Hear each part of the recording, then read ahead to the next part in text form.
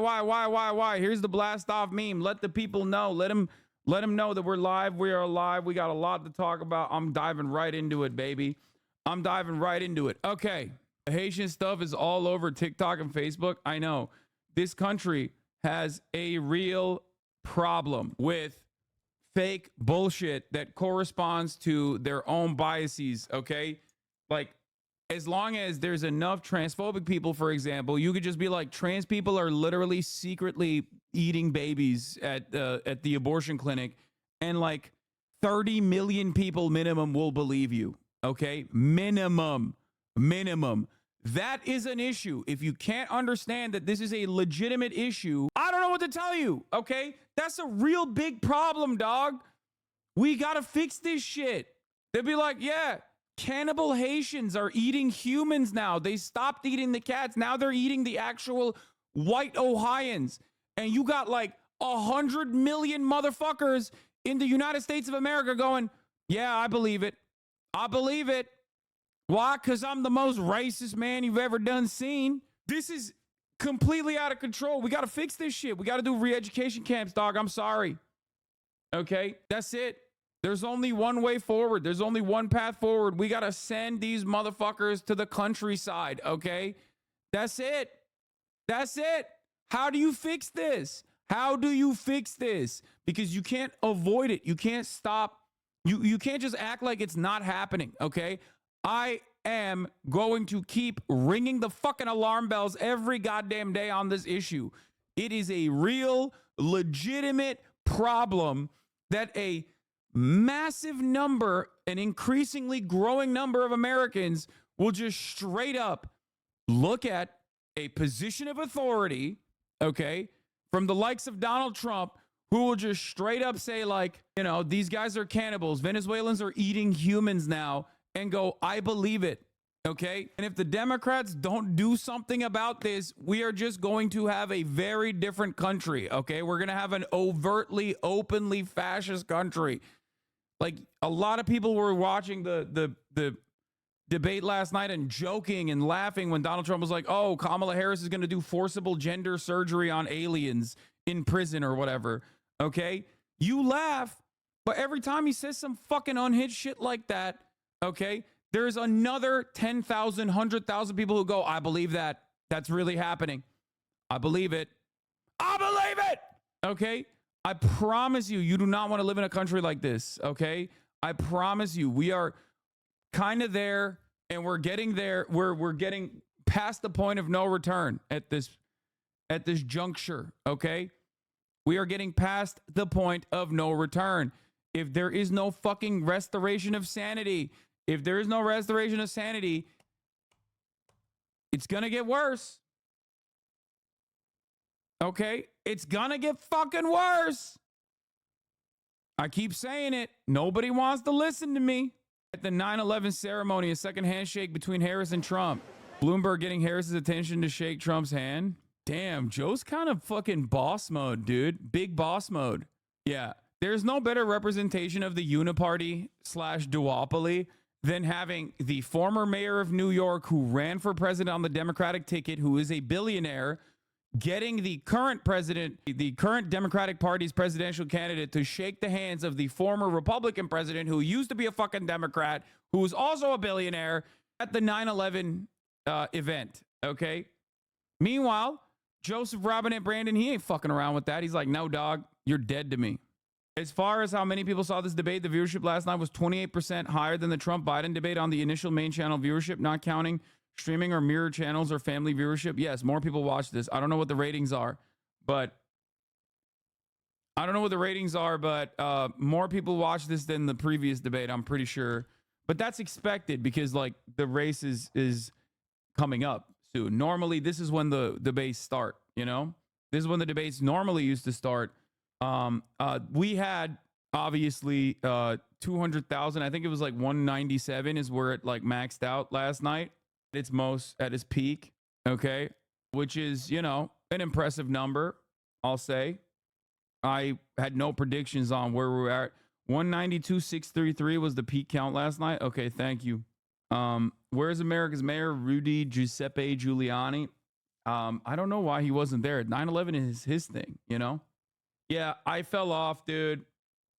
I fell off, boys. I fell off. Only 200K. Lame, you know?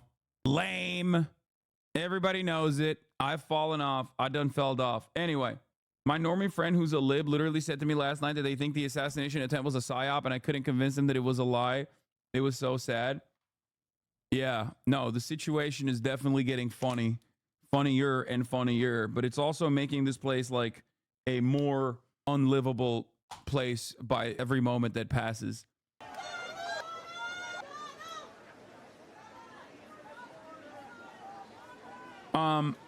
This is a little disappointing. I have to say it's a little disappointing because there's one guy there that said he was going to do 9/11 tomorrow, and it seems like he's currently not doing 9/11. So I don't know what he meant by that.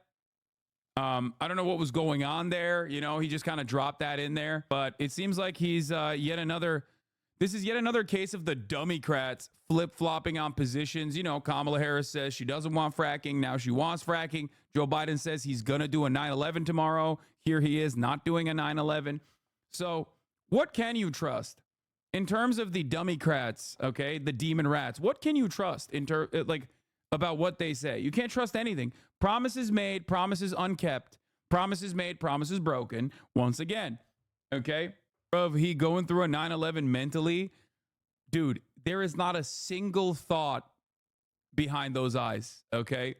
There is not a single thought behind those eyes. He doesn't know what the fuck's going on, okay? He's probably looking at this. He's like, what happened to the towers? There used to be towers here, Jack. I remember. Where are the towers at? He's looking around like, why? Where's the World Trade Center? Send this man back to Rehoboth Beach right now, okay? You think this is the moment where Trump was thinking, like, at this point, if I'm Trump, I'm thinking, imagine how wonderful this could be right now. This could have been our second debate, okay? This could have been my second debate with Brandon, where I have like 10 points on him, okay? And I would be fucking putting up like Reagan numbers across the board. I'd be running the goddamn table. And yet here we are, where I got absolutely fucking eviscerated last night. Incredible shot. A real will they, won't they type situation, okay? That's what it is. That's what it is. Trump doesn't have any cogent thoughts. No, he's like, he still has a little bit. He still has a little bit of fucking brain processing power. Like, he's still better than Biden in terms of like, I mean, it's not saying much because Biden's got nothing in there, okay? Nothing in the tank. But overall, you know, he's narcissistic enough to recognize that the situation is not looking good. That's why he fucking regularly talks about how he misses Biden in his goddamn campaigns. Anyway, with just 50. Let's get to mainstream media coverage over the debate that we all watched last night. I'm going to give you my thoughts on it. I got a lot of them, and then we'll do some hogwatch. A lot of conservative tears were shed last night. I got to pee real quick. 5 days until the final votes in a race that is in a dead heat. Kamala Harris faced off against Donald Trump. It was the first time the two have ever met in person. The night began with the vice president walking across the stage to shake the former president's hand. Harris clearly signaling there that she wanted to take command, kicking off 90 minutes of confrontation. Former President Trump on defense for most of the night. In the first debate, polls say that voters think Harris won. Our team is live in Philadelphia this morning. Chief White House correspondent Mary Bruce starts us off. Good morning, Mary. Good morning, George. Well, this was a fierce and fiery face-off. Donald Trump on the defensive for much of the night. Kamala Harris taking every chance she could to get under his skin, goading Trump to go off message while avoiding much focus on her own vulnerabilities. The policy often overshadowed by these personal attacks. But this morning, the big question remains, will any of this be enough to fundamentally change the dynamics of this race? It started with what appeared to be a moment of civility, a historic handshake initiated by the vice president, the rivals meeting for the very first time. Kamala Harris, let's have a good debate. See you. Have fun. Thank you. But the niceties didn't last, the nominees quickly digging into each other, beginning with the issue top of mind for many voters, the economy. Donald Trump actually has no plan for you because he is more interested in defending himself than he is in looking out for you. she doesn't have a plan. She copied Biden's plan, and it's like 4 sentences, like run, spot, run. 4 sentences that are just, oh, we'll try and lower taxes. The vice president repeatedly goading Donald Trump, trying to get under his skin. And what you will also notice is that people start leaving his rallies early out of exhaustion and boredom. The former president taking the bait. She said people start leaving. People don't go to her rallies. There's no reason to go. But Trump throwing the heat right back at her. Wait a minute. I'm talking now. If you don't mind, please. Does that sound familiar? She went out. One of the most contentious exchanges of the night on abortion. Harris trying to capitalize on Democrats' advantage issue. One does not have to abandon their faith or deeply held beliefs to agree. The government, and Donald Trump certainly, should not be telling a woman what to do with her body. I have talked with women around our country. You want to talk about this is what people wanted?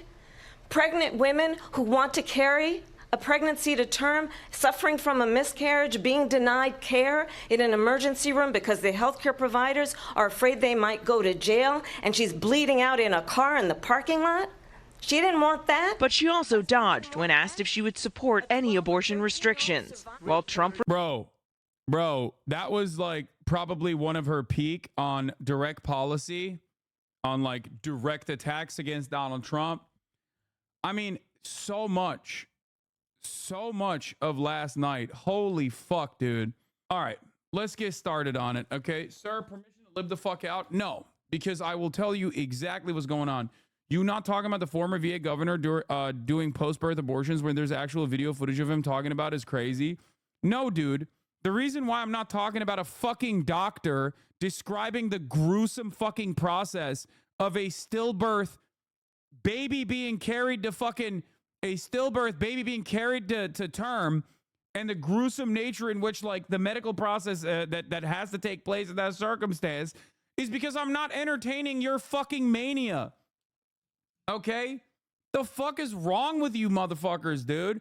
Oh, you not talking about the Haitian woman eating a cat is crazy? It's like, no, that wasn't a Haitian woman. That was just a random black woman, okay?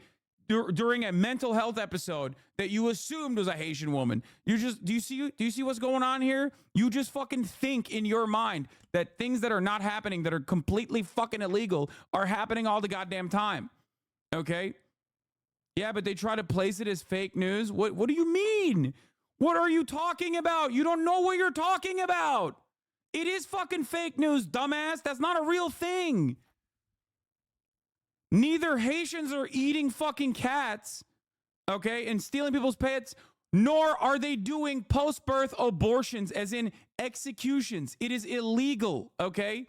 It is. Bunch of post-birth abortion survivors in the chat. I know. This is there's actual video of him saying it. I need a post-birth abortion. I need it. 33 years prior to my fucking birth right now. Dog, I know there's video of him saying it. Are you fucking stupid? Have you never, like, actually looked into this at all? Holy shit, dude. I just described to you what is going on here, and you're like, nah, but he said it. Do you think it's happening? The question is, do you think it is legal for a doctor to just chop a baby's head off after the baby fucking slides out of the pussy, okay? Like, do you think that's what's going on? A post-birth abortion where the baby is alive is just a baby being placed on palliative care while it dies because of some horrific birth defect. These chatters need to fucking stop. I know. But they don't know. One, because they're never going to fuck and they're never going to have children because they never leave the goddamn basement. Or two, they're too stupid to understand how the world works. Okay? That's the issue. I hate, absolutely hate that every fucking year, okay, year after year, the conversation keeps devolving and getting dumber and dumber, and we have to sit here and have a serious back and forth as though the person I'm talking to is like a normal adult with real opinions. Like, I cannot entertain your fucking delusions every goddamn day, man. Okay? I can't. Like, you've been duped. I don't know what else to tell you. So What you should do in this situation is go, wait, I was lied to? Holy shit, let me reconsider. You know, instead of being like, no, I'm going to double down and act like a thing that is directly illegal, okay, completely fucking illegal is actually happening, and that the governor of Virginia was doing it, okay? Like, what is more likely? That the governor of Virginia is chopping baby heads, okay? Or as a doctor is describing the process of a fucking stillborn birth and the gruesome nature of like allowing the baby that has a horrific birth defect to fucking die. What do you think happened? If you think the first thing, if you're like, nah, dude, actually, I see it all the time.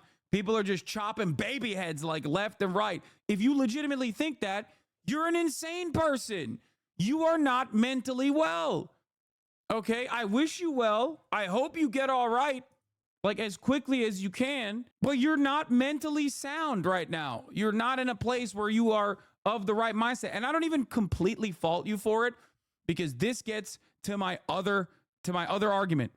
When you got a motherfucker like Donald Trump in a position of authority, utilizing the bully pulpit to repeat this bullshit, of course, every Tom, Dick, and Harry who does not have a unique thought in their fucking heads is going to repeat that shit and be like, oh my God, I can't believe it's happening. Oh my God. It's deeply frustrating. It's deeply frustrating. And again, it's always a defensive posture. It's always a defensive posture against like the collective delusions of like the most insane people. Okay? Hassan, shut up. No aura, man. I have females. Yeah, okay. Referring to women as females, instantly, I know what you are. Post-birth abortion survivor here. 10 doctors told my mom she should get rid of me, but here I am, barely sentient, spreading the most brain-dead takes in chat. I'm pro-life, but voting for Kamala because Biden did NATO. Well, as opposed to your take, let me tell you, okay, as a post-birth abortion survivor, the doctors tried to chop my head off, but it was even tinier back then, so they couldn't even fucking figure it out. Guess what? I survived, bitch. I will be voting for Donald Trump for one reason, and one reason only. My favorite politician, Viktor Orban, the beautiful leader of Hungary, keeps saying Donald Trump is awesome. Okay? I am the Viktor Orban swing state voter. That's right. I lied. I'm not even in California. I live in Erie, Pennsylvania, Erie County, Pennsylvania. And the moment that Donald Trump said, Viktor Orban thinks I'm handsome, I was like, that's it. That's my guy. That's the magic words. Those are the magic words. He strung them together and he said it perfectly. Don't give a fuck about anything else. Dear Mr. Piker, how come when I show liberals in my family that progressive policies poll well, they just say, I don't think I agree with you? What do you mean? Because they're fucking blue MAGA. That's it. Yeah, the Viktor Orban difference, baby. As a Swiftie who supports Viktor Orban, I guess you could say it's been a hard night. Dog, I was dodging the machete straight out of the womb. I swear post-birth abortions are real. Trust me, bro. Yeah. Hassan pre-watched the debate. What is this? The Russians build a pipeline going all over Europe and heading into Germany. The biggest Viktor pipeline Orban loves in the world. me. Look, Viktor Orban said it. He said the most respected, most feared person is Donald Trump. We had no problems when Trump was president. But when this weak, pathetic man that you saw at a debate, he let the If women didn't have their prenatal rights removed, maybe we wouldn't be in this position. And the tip of the hour ad break on... Oh, hell no, dude. I thought you were making... Oh, my God. Oh, my Lord. It's the first one of the day. Right out of the fucking... Right out the gate, dude. Right out the fucking gate. God damn it. Why did I read that? I'm done. I'm done reading chat, bro. I swear to God, it's over. It's done. It's done. God damn it, dude. God damn it. Ah, and the tip of the hour ad break on 9/11 means our rights have been Taliban for the future Swifties. Long life, Elon and X or Twitter or Russia's playground or whatever it's called now. Holy shit. I was so invested in the fucking in the comment. I got... Okay, chatters, you're not rating it 9 out of 11. That's not... You can't do that. Anyway, 3-minute ad break is upon us. If you no longer want to see those ads, all you need to do is subscribe for fucking $6. I think it's like $5 now because it's September. In spite of Brandonomics, or for free with a Twitch Prime. Okay, here's the 3-minute ad break now. Long time sub here, but your competition on the debate got me questioning my loyalties. What is this? Hey, get rid of the democracy door. Getting out of here. Okay, let's get rid of this. No more door. Okay. Trump quoting Mao Zedong, Hawk Tua. Trump accidentally calls Kamala Biden. Trump drinks water with two hands. Kamala calls Trump a felon. Trump makes a brand new claim about immigrants. The democracy door is out of here. We're back. We're back. Okay, get rid of the Did I miss that? No, I didn't. I saw a whole lot of ass. Spec. Another one of your moments yesterday got 47,000 likes. What the fuck? Springfield, in Springfield, they're eating the dogs. The people that came in, they're eating the cats. They're eating the pets of the people that live there. And this is what's happening in our country, and it's a shame. As far as rallies in Springfield, they're eating. It's just, it's fucking ridiculous, dude. It is so goddamn ridiculous. Oh, God. Oh, no, they're here. A General Services Administration spokesperson tells NPR that as of 11 a.m., there have been 306,000 visitors to vote.gov. Refer from Taylor Swift's URL she shared on Instagram last night. Holy moly. Dude, I'm like Trump doing the RFK slot and just like going after just having the most groiped up campaign that you can do when it obviously was a failure for Ron DeSantis shows me that he has lost his sauce, okay? He's lost it. A lot of people forget that like the most successful campaign he launched was in 2016. And he launched that shit because he presented himself as a moderate on a lot of social issues that like most normal people don't give a fuck about, okay? Including being pro-LGBTQ, okay? He was like anti-war, pro-LGBTQ. He was not like aggressively speaking about cutting entitlements and shit like that. He has just lost it, dude.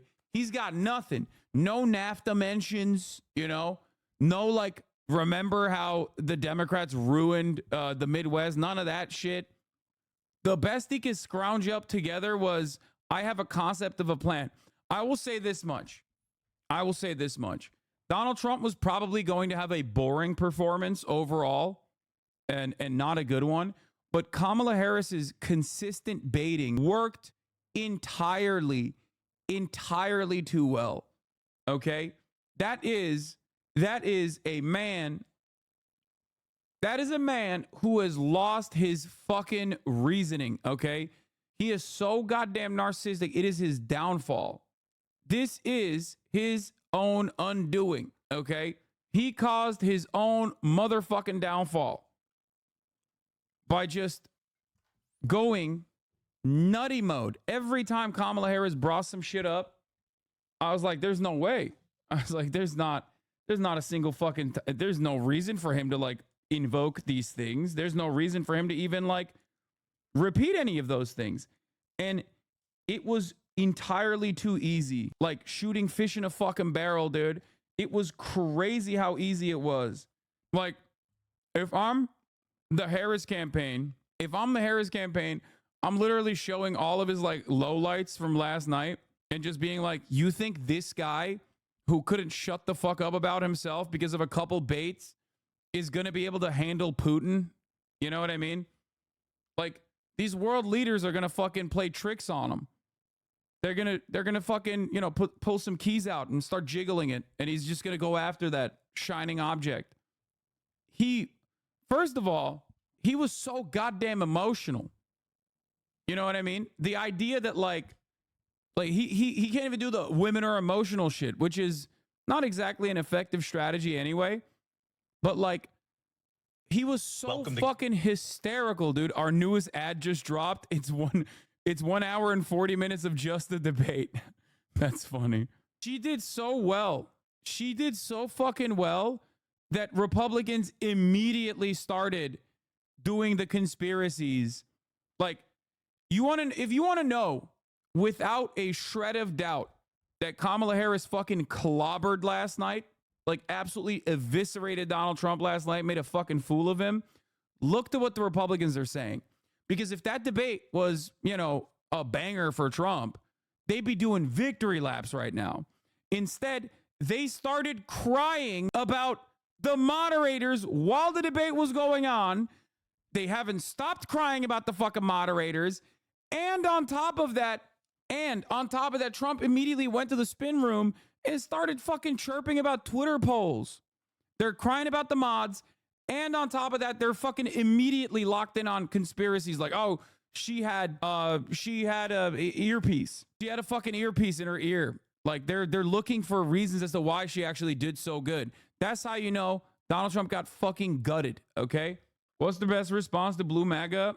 Voting for Jill Stein? Like, as in, if you're voting for Jill Stein and Blue MAGA gets mad at you, just be like, win my vote. What do you mean? I want to vote for the Democratic Party. Why is the Democratic Party not fucking looking to secure my vote? I'm so willing. I'm so able. That's it. Yeah. Before we get to the hogwatch shit, which by God we will get to, okay?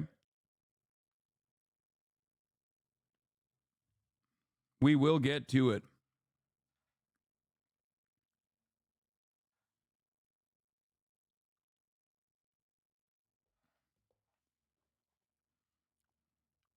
Let's watch some of the fucking highlights and lowlights. Repeated false claims, prompting a fact check from moderator Lindsay Davis. There is no state in this country where it is legal to kill a baby after it's born. And he refused to rule out signing a national abortion ban. On immigration, Trump trying to pin previous chaos at the border on Harris. They're destroying the fabric of our country by what they've done. Harris laying into Trump for urging Republicans to kill the bipartisan border deal. But what we have in the former president is someone who would prefer to run on a problem instead of fixing a problem. And I'll tell you something, he's going to talk about immigration a lot tonight, even when it's not the subject that is being raised. Trump responding by repeating a false conspiracy theory. I will say this much. Kamala Harris's weakest moments in terms of like, the broadest snapshot of the conversation is disaster for Donald Trump. Kamala Harris outperformed my expectations and many other people's expectations. She outperformed her previous debates. She was on it, okay? She came in hot. She came in assertive. You could tell that she was a little nervous in the beginning.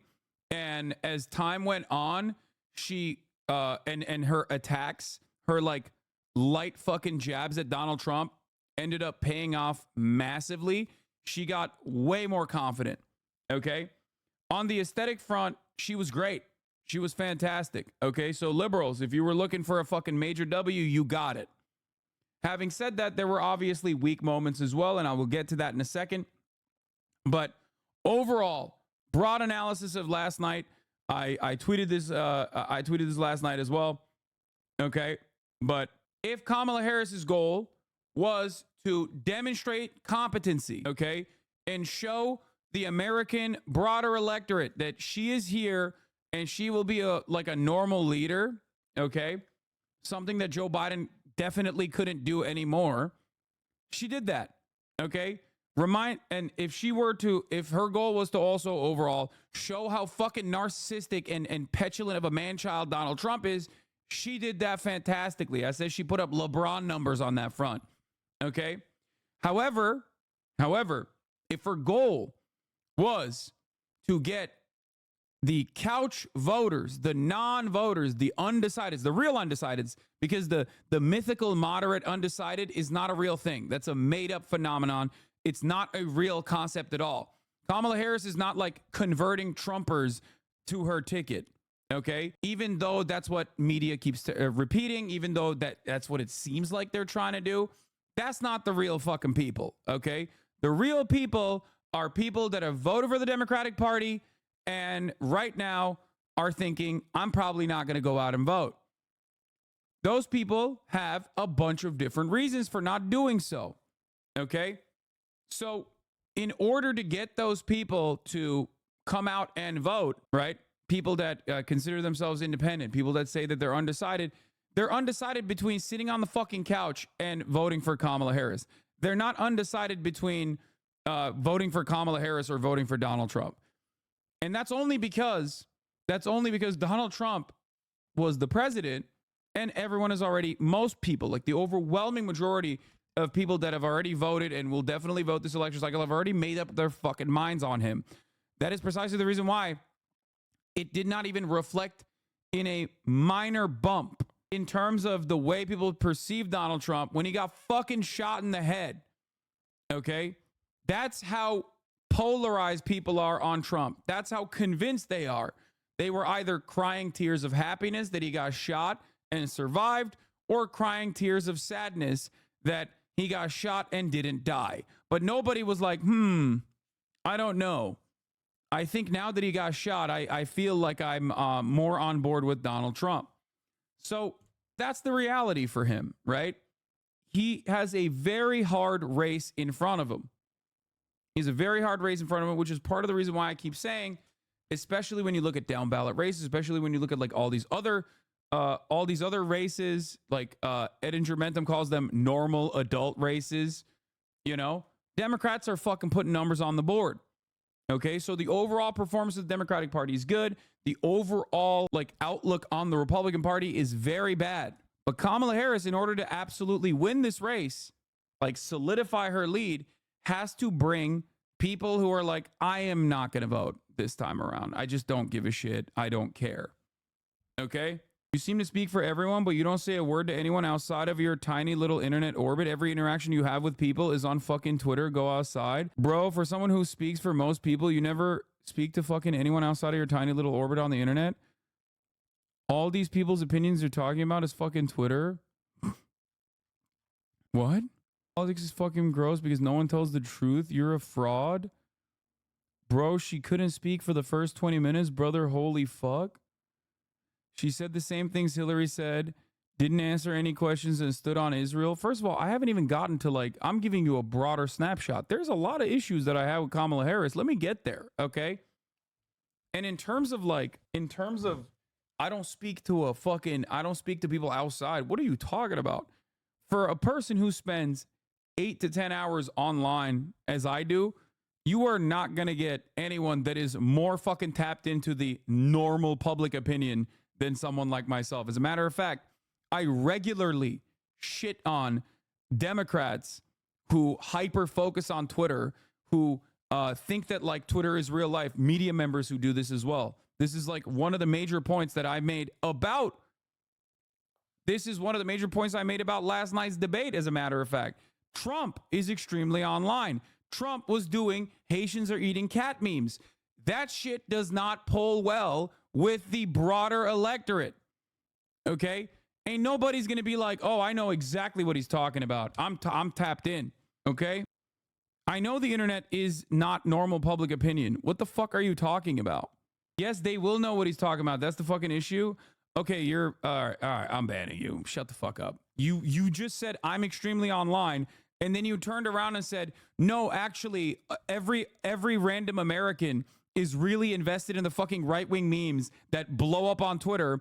But in real life, when you bring that shit up, people look at you like, what the fuck are you saying? Thanks.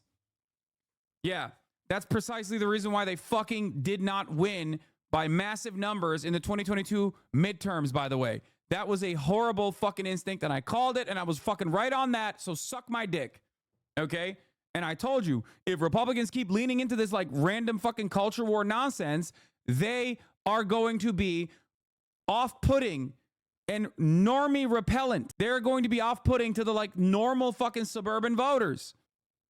Doors open. Doors open. Okay. My mom heard about it for the first time during the debate and was confused and started laughing.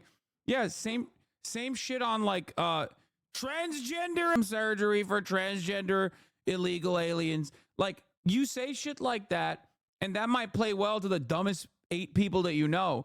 But normal people hear that and they're like, what the fuck are you saying, dog? No, it's not Felix, it's delivery. So that's the point.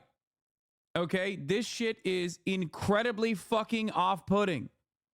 This shit is incredibly gross, incredibly sweaty, and incredibly off-putting to like normal people, because normal people do not find themselves in a fucking Twitch chat. Okay? Normal people do not make sock accounts to come to the Twitch streamers, to the Twitch chat of a fucking socialist political commentator, okay? You are the furthest from normal, especially if you've been paying close attention to politics. Let's be fucking real, okay? You are not the average voter, nor the average voter eligible population. You're not. You're fucking not, okay? You're in here. That means automatically you are very different than the average person who goes out and votes, or a person who has the capacity to vote but usually doesn't even exercise it, okay? Which is a pretty sizable chunk. Anyway, I'm really disappointed that neither Trump nor Kamala talked about PAYGO. Yeah, my queen Nancy Pelosi and her beautiful, brilliant proposal of PAYGO. About migrants eating people's pets in Springfield, Ohio. I just want to clarify here. You bring up Springfield, Ohio, and ABC News did reach out to the city manager there. He told us there have been no credible reports of specific claims of pets being harmed, injured, or abused by individuals within the immigrant community. Well, I've seen people on television. Let me just say here, this is the people on television say my dog was taken and used for food. So maybe he said that, and maybe that's a good thing to say for a city manager. I'm not taking this from television. But the people on television saying their dog was eaten by the people that went there. Oh, I do gotta add a note on this. Kamala Harris's like off the ball performance, like off the ball movement, excellent. High marks for that too. She obviously debate prepped and knew that there was a fucking camera on her at all times. So like there was never a moment where she was like presenting herself as like weird. There was a couple instances where she like maybe reacted in a way that I didn't necessarily appreciate, but overall she obviously was very cognizant that there is a fucking camera on her at any given moment. And your off the ball performance is also very important. The way you express yourself, the way you like react to certain things that Trump was saying. And in my opinion, she did a pretty decent job on that as well. Donald Trump, as opposed to her, literally was like angry and just constantly looking down like this. That's the type of shit that like normies do care about. Even if they don't like hyper analyze it, right? They still see it because it's a vibe that you're putting out. And the vibe that Donald Trump was putting out was seething. Okay? He either looked tired or he looked angry. And that's not a good vibe to put out at all.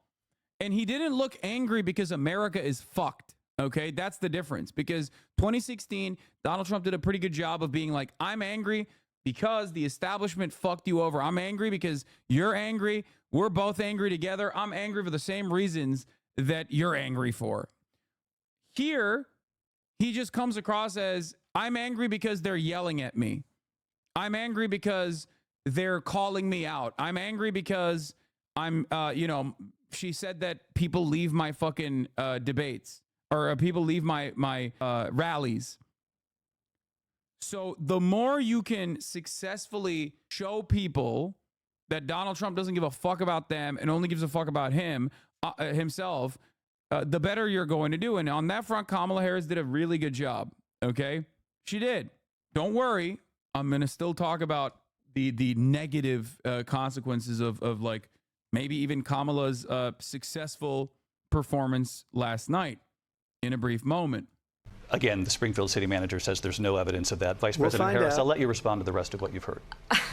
You talk about extreme. The candidates also like I wouldn't have laughed in that situation because like that's a layup. And also what he's saying is like crazy. Sure, you're deflating it, but I think that's a perfect opportunity for her to be like, see, this is what we mean when we say Republicans behave in a weird way, because that's like cutting, right? That cuts into Donald Trump. Like, this is what we mean when we say Trump is being weird. That's not a real story. That's not only is it not a real story, it's a very racist story. Like, you just made that up. These are some immigrants are what makes this nation great. We're a proud nation of immigrants. And I said this last night as well. Like, the way that she should have retorted on that front, even if she were to be as moderate as possible, is to basically fucking say, this is a completely made up story. Now, one must ask the question, why Donald Trump chose to go with this story that is completely made up. He wants you to hate your neighbors.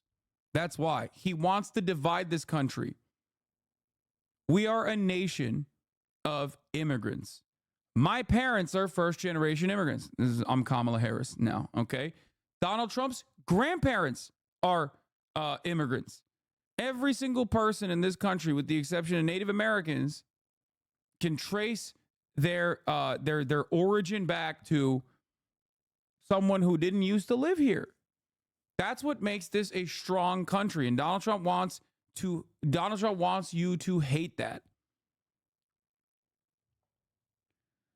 We talking about illegals, brother, not illegal. Yo, dog, the difference between an illegal immigrant and a legal immigrant is nothing. You know that, right? It's just paperwork. Like, just because you slap that sticker in front of it doesn't change the reality that these are just like normal human beings, you know, that are participating in the American economy in the same exact ways that your bitch ass is. Anyway. Sparring on foreign policy. It is absolutely well known that these dictators and autocrats are rooting for you to be president again because they're so clear they can manipulate you with flattery and favors. The leaders of other countries think that they're weak and incompetent, and they are. They're grossly incompetent. And getting personal, Trump asked about his statements questioning Harris's racial identity. So I'm I asking, don't know. I mean, all I can say is I read where she was not black, that she put out, and I'll say that. And then I read that she was... Like, what a terrible, terrible fucking response. Like, just jumping on that fucking landmine. What an idiotic move from Trump. Okay? What the fuck? Biden puts on a MAGA hat? That's AI, dog. What are you talking about? Like, you can't tell that this is like fake? Like, immediately this doesn't seem weird to you? Anyway, let's get back to the debate. So, in terms of the debate, I think that there are very real reasons as to why Kamala Harris should push back on the immigration stuff, even if it is not necessarily, even if it's not because like she wants to fucking win the election, but because this is genuinely going to cause harm down the line. Okay, we are moving towards straight up pogroms. Okay, but counter messaging on this front would also have electoral benefits for her. They need to stop being so scared. Okay, they need to stop being so scared. They see polls and they're like, oh, 60% of Americans want mass deportation. So I guess we can't speak on that. And it's like, no, you can. Because if you completely drop that conversation, then you're just leaving that for the Republicans to pick up. It is crazy how openly and annoyingly scientifically fascist the Republican Party has become. They already were, but like the greatest difference between like 2016 Trump and 2020 Trump versus Trump now is that in 2016, when he came down the fucking escalator, he was like, Mexicans are rapists, right? And drug dealers and murderers. But then he said, and some are very fine, some are fine people, I'm sure. He dropped the last part. He literally dropped it from 2016 to 2024. Now he's just like, nah, they're all rapists, dog. They're eating cats. They're coming up with new shit. Not only are they rapists and drug dealers and murderers, but they're also eating cats now. They're eating your fucking cats. Like he doesn't leave even a counter for people to be like, oh, you're racist, so that he could be like, oh, no, I'm not. I'm not racist. I said some can be fine people too. So do you see what I'm saying? Like, we've lost the fucking plot.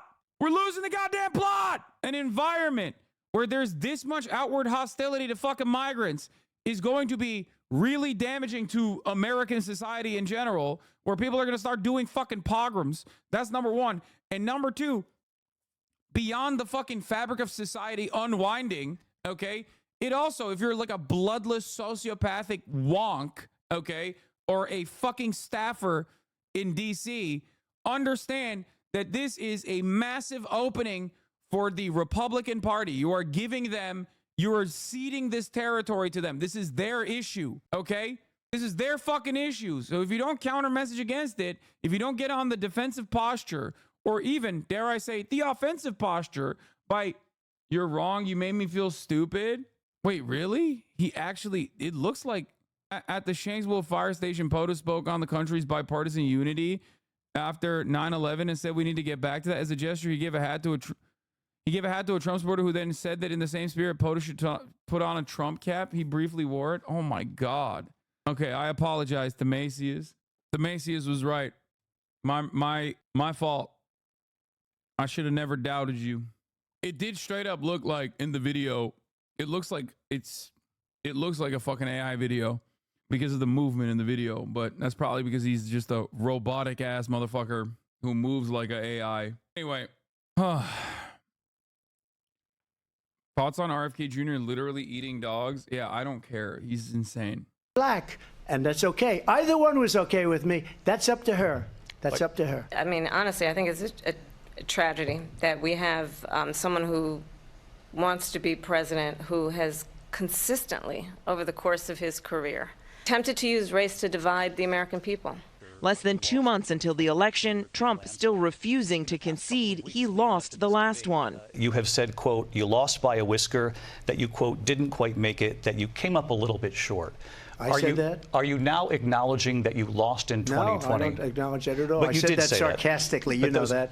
It was said, oh, we lost by a whisker. That was said sarcastically. Oh wait, why did you say, oh, I said that, if you didn't say that? Because that's weird. That doesn't make no sense either. Interesting. Oh, I was just being sarcastic. I mean, he's just got nothing, dude. He's got nothing. Okay, he's got nothing on it.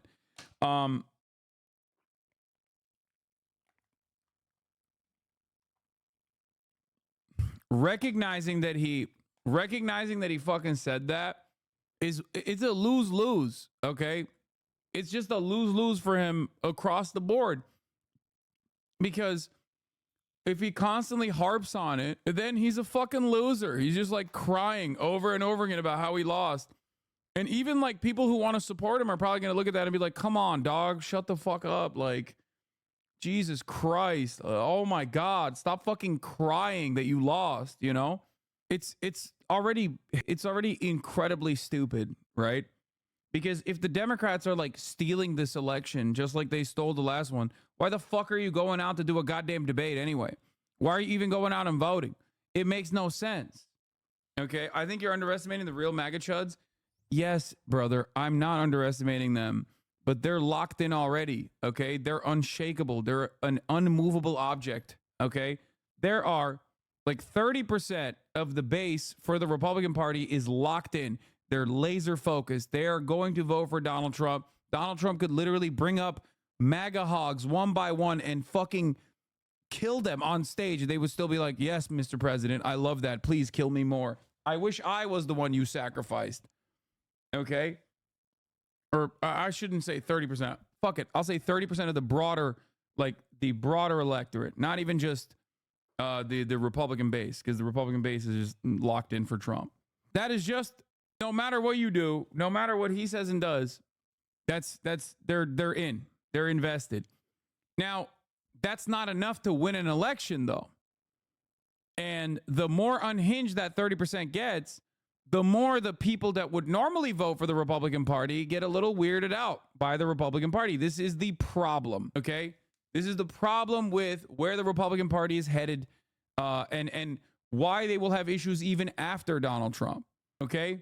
Because once Trump goes away, there is no guarantee that those cultish freaks are going to be permanent Republican Party voters, because they're only invested in the loyalty that they have to Donald Trump. Okay? So the rest of the moderates might come back, or the rest of the fucking normal Republicans might come back to the Republican Party when there's like a boring country club Republican ass presidential candidate. But then they most likely lose a big chunk of the base of support beyond like the evangelicals and shit that already have their networks for turning out people, right? That vote as a reliable, consistent voting bloc for the Republican Party. So that's a larger issue for the Republicans that I don't want to dive into too much right now, okay? But like I said, Donald Trump's goal here is, or Donald Trump's goal coming into this was to come across as like as normal as he possibly can and hit Kamala Harris on flip-flops, hit Kamala Harris on like, adopting some of his policy positions, especially the big one being on immigration, not be as insane on immigration so that he can come across as reasonable and like find that perfect pocket of like the 60% of Americans that want mass deportations, okay? Without coming across too Hitlerian that like even the most rabid, like, Hispanic MAGA voters don't turn around and go, okay, maybe he hates us too. Okay? But he couldn't do that. He fucking passed. He failed the vibe check on that one, where he just came in hot and was like, Haitians are eating dogs. Like, it's over. At that point, it's like, you're like, even people who are invested in mass deportation are going to look at that and be like, the fuck? Like, if you go too far, you will even end up making people who are like-minded or people who want to be invested in this narrative feel uncomfortable about it. You can't be nerdy about your racism, something that I describe all the time, like with what Ron DeSantis used to do. And you can't be too crazy. There's a limit to, like, there is a limit to what you can get away with. Take a day off. Don't send me dumb shit right now. I'm doing political commentary. No memes. Can you do that thing where if you were a Republican strategist, what is the best course of action for them in this moment, you think? Dude, I don't know. There's no way of controlling Donald Trump. Like, I would probably play highlight reels of 2016 and be like, remember what you used to be like, Mr. President? Please do that. Please be more reasonable. You are Mr. Room Reader. Okay? You are Mr. Room Reader, Mr. President. What happened? You're now objectively not reading the room. The room you're reading is Twitter. And Twitter is not real life, especially now. Twitter never was real life, and now it's even less like real life. Now it's just Nazi life. Okay? So if you mistake the botted out fucking right-wing Nazi accounts for real, genuine support that will translate to real voters on the ground, you are gonna fucking lose, Mr. President. That's what I would say. That shit is like thinking, that's just like looking at 4chan and being like, well, these guys really like my ideas, so I'm just gonna run on them. Do you think most undecided voters at this point are only undecided on whether they'll still vote for Harris or not, and Trump isn't an option? I mean, I think there's a lot of, if there are any undecided voters for Trump, they actually just want to vote for Trump. They have voted for Trump. They want to vote for Trump, but he just makes it too hard. But that number is like tiny in comparison to the much larger number of people who don't know enough about Kamala Harris, don't know what she is going to do for them, and think, or even think that like Kamala Harris is not there on some of the issues that they care about. Okay? And one of those major issues is Gaza.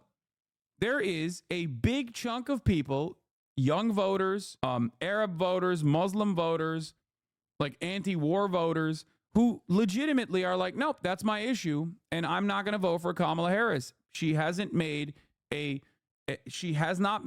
coherent split from Biden on this issue. It is very obvious. It is very obvious that she is deeply invested in continuing the genocide. I will not vote for her. There are hundreds of thousands of people like this. And for some weird reason, and many of them are in this community, by the way, and for some weird reason, Kamala Harris is looking at that situation and just going, I don't care. Well, Trump hasn't either, so what's next? That does not matter. That does not matter at all. Okay? What do you mean? Like, this idea that people are going to go out and vote when they were not interested in voting for Trump at all is stupid, okay? This is how you fucking lose. You need to motivate people to go out and vote for you. And for that to happen, you have to tell them what you're going to do for them. And if it's not going to be on Israel-Palestine, which is such an easy gimme, okay? It's such an easy fucking gimme for her, all right? Then you have to do something beyond, like, I'm going to offer $50,000 to the opportunity economy people, startups. I hate that shit, okay? I absolutely hate that shit. I hate the messaging around it. I think it's so lame. When someone says opportunity economy or we're going to give $50,000 in tax breaks for startups, you know what I think? I think the Manosphere PUA guys selling yet another fucking drop shipping how to, okay? That's what I think. It invokes the feeling of another drop shipping company starting up in my mind, okay? I don't like that. I consider that to be like somewhat of an out of touch bi-coastal elitist language. I don't think that like Americans broadly give a shit about that. Okay. And I think it's a silly way to message. She said it 3 times last night, which was weird. I don't know why she thinks it's like great. Dropshipping was the 2016. The new grift is telling people how to resell stuff on Facebook Marketplace. Regardless, whatever it is. Okay. This is objectively good for market competition. Thank you, Average Anarchy, for coming in and talking about market competition. Yeah, because normal fucking Americans are like, oh, this is objectively good for market competition. That's the calculation that people make. If you think that like a fucking bus driver, okay, is going around watching this debate, watching pieces of this debate and going, well, it seems like this is going to be objectively good for market competition. I'm definitely voting for Kamala Harris. You are the most delusional person on the fucking planet, okay? What the fuck? I don't think Gaza alone can swing the swing states, though, unless a broader conflict starts. No, it can't. But it would make Kamala Harris's chances significantly better.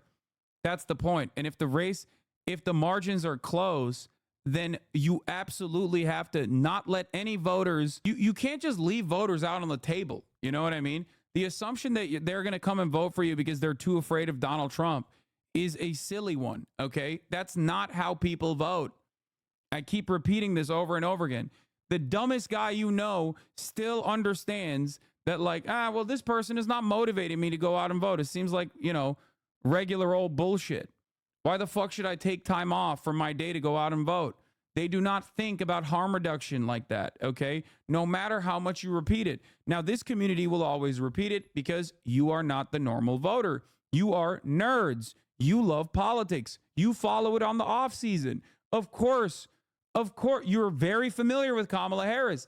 There's like 50% of the fucking broader electorate that doesn't know who she is. Think about that. Think about how much you know about Kamala Harris, regardless of the lack of information out there. Now think about the average person. The average person has no fucking clue. So if Kamala Harris is talking about like the Nikki Haley voting constituency after Nikki Haley has already fucking said that she is endorsing Donald Trump, if she's desperately going after those voters, why the fuck isn't she going after people who have already historically voted for the Democratic Party but are now saying they don't want to, like young people? She's gotten a lot of gains in the youth vote overall, but there's still much more that she can go after, especially because she's not Joe Biden. Okay? Joe Biden could have made this calculation of college-educated white voters going for him as opposed to Donald Trump. But she needs to be going after an Obama 2008 constituency. She needs to be going after an Obama 2008 coalition, not a Joe Biden 2020 coalition. But the policies that she's presenting so far are actually not really all that interesting for the Obama 2008 coalition and more interesting for the Joe Biden 2020 coalition. Okay? This is, in my opinion, a mistake. Having said that, however, in spite of the flubs like leaving a lot of the immigrant conversation out there for Donald Trump to message on, which he ends up flubbing on regardless because he's just far too insane on it. She still presented herself very well. She outperformed expectations. She destroyed Donald Trump. She just kept fucking needling at him and he just fell apart. So obviously it was still good. So if you're a liberal and you're like really worried about Trump winning or whatever, don't worry. Okay. This was great for her. Polls already show that she's like, doing better than Donald Trump to begin with. Okay, not good enough in my opinion, but better. And now you got the Taylor Swift boost as well. We'll see how that looks like. But I do worry that in the limited amount of time she has from this point on, there is still plenty of voters that she's leaving out there. Look, there's so much proof. All you have to do is look at it, and they should have sent it back to the legislatures for approval. The reality, there is no evidence of widespread voter fraud, and President Biden won the 2020 contest. Harris using the moment to call Trump unqualified. Donald Trump was fired by 81 million people. So let's be clear about that, and clearly he is having a very difficult time processing that. But we cannot afford to have a president of the United States who attempts, as he did in the past, to upend the will of the voters in a free and fair election. And when you then talk in this way in a presidential debate and deny what over and over again are court cases you have lost because you did in fact lose that election, it leads one to believe that perhaps we do not have in the candidate to my right the temperament or the ability to not be confused about fact. That's deeply troubling. Simple as she is taking unnecessary risks in an election where she can't. Yes, thank you. That's precisely. Did he say she pussed out last night, or did I imagine that? I don't think he said that. And the American people deserve better. In their closing statements, Harris vowing to help take the country forward. I intend to be a president for all Americans and focus on what we can do over the next 10 and 20 years to build back up our country by investing right now in you, the American people. While Trump finally honed in on his message, questioning why Harris hasn't accomplished her plans during her time as vice He did, but it had context. I don't remember that. president. They've had 3.5 years to create jobs and all the things we talked about. Why hasn't she done it? Oh. He was talking about how she like put out a statement or something. Okay. Chief Washington correspondent John Carl, our Chief Global Affairs anchor Martha Raddatz. Welcome to you both. John, let me begin with you. I think one way to think about what was going on last night is that Kamala Harris was engaged in a kind of psychological warfare. Yeah, and it began right from the moment the debate started, even before it started, when they walked onto the stage and Kamala Harris walked over to Donald Trump, going to his side of the stage for a handshake that Donald Trump did not expect and seemed like he didn't want. He started out the debate relatively calm, at least for a couple of minutes, but as the debate wore on. Dude, the pivotal moment in last night's debate was when Kamala Harris said, "People leave your rallies." Okay. He was already like pissed off from the jump. But the moment that she said, people get bored of the same old bullshit at your rallies and they leave by the end of it, something changed in his mind. So he just reset. Like he literally, from that point on, he just could not be normal at all. He fucking snapped and it was downhill from that moment. Okay, from that moment on, he was just losing it. And she kept needling him. While also packaging it in a, I would say, a very expert way. She needled him in a way that he would eat the bait every single time. But she also wouldn't just do it like by directly needling him. She would also package that with like actual like issues that Trump has. And it was just terrible. It was terrible for him. He became increasingly rattled and angry, yelling a lot of his answers as Kamala Harris tried to provoke. Do you think she did it on purpose? Absolutely. Abso-fucking-lutely, dude. Tried to get inside his head, hitting some key touch points, ridiculing his crowd size, talking about how he is saying he is mocked by people around the world, talking about the long litany of former senior Trump officials, people that Donald Trump hired who now say that he is unfit for office. And Trump clearly was upset. He took the bait over and over again, was unable to really take the argument to Kamala Harris. Now, this morning, George, Donald Trump is saying this is his best debate ever, his great. Yeah, I mean, he's just like delusional, right? This is completely delusional in a way that like, it's completely delusional in a way that actually cuts against like what people could see with their eyes. Like, even if you are a cultish MAGA loyalist, you probably still saw him not in the best light. There were people last night who were like, I'm a fucking MAGA supporter. I still think he's going to win, but he did a terrible job last night because he did. Like he couldn't get any of his good points across. He had 3 major strong suits, okay? 3 major positions where he is objectively polling better than Joseph Robinette Biden and Kamala Harris. Okay, 3 points. This is very important, as opposed to 2 points that Kamala Harris is better, outperforming. 2 important points that Kamala Harris is outperforming Trump on. For Kamala Harris, it's simple: abortion, like an insane. It's just like not even a question, right? Abortion is the #1 thing for the Democrats, right? It's the #1 point that they have. And Joe Biden historically was doing terrible on that front in terms of communicating because he's fucking Catholic and he's old and he doesn't really like abortion anyway. And Kamala Harris, both being a woman and also, you know, having that like personal connection to this insane situation that we found ourselves in, did a really good job presenting exactly what the problem is with Trump's restrictive policies that he had to fucking take ownership over. Okay. The second point that she's good on is demonstrating competence and showcasing that he's narcissistic. That one, and also you can tie that to like democracy, preserving democracy, which was a big point for the Democrats in general. But the three key points that Donald Trump outperforms the Democrats on consistently are much more important, with the exception of abortion. Okay. Number one, immigration. Americans, due to no counter messaging from the Democratic Party and an unimaginable amount of fucking propaganda, are very right wing as it stands currently on immigration. Okay? Very right wing.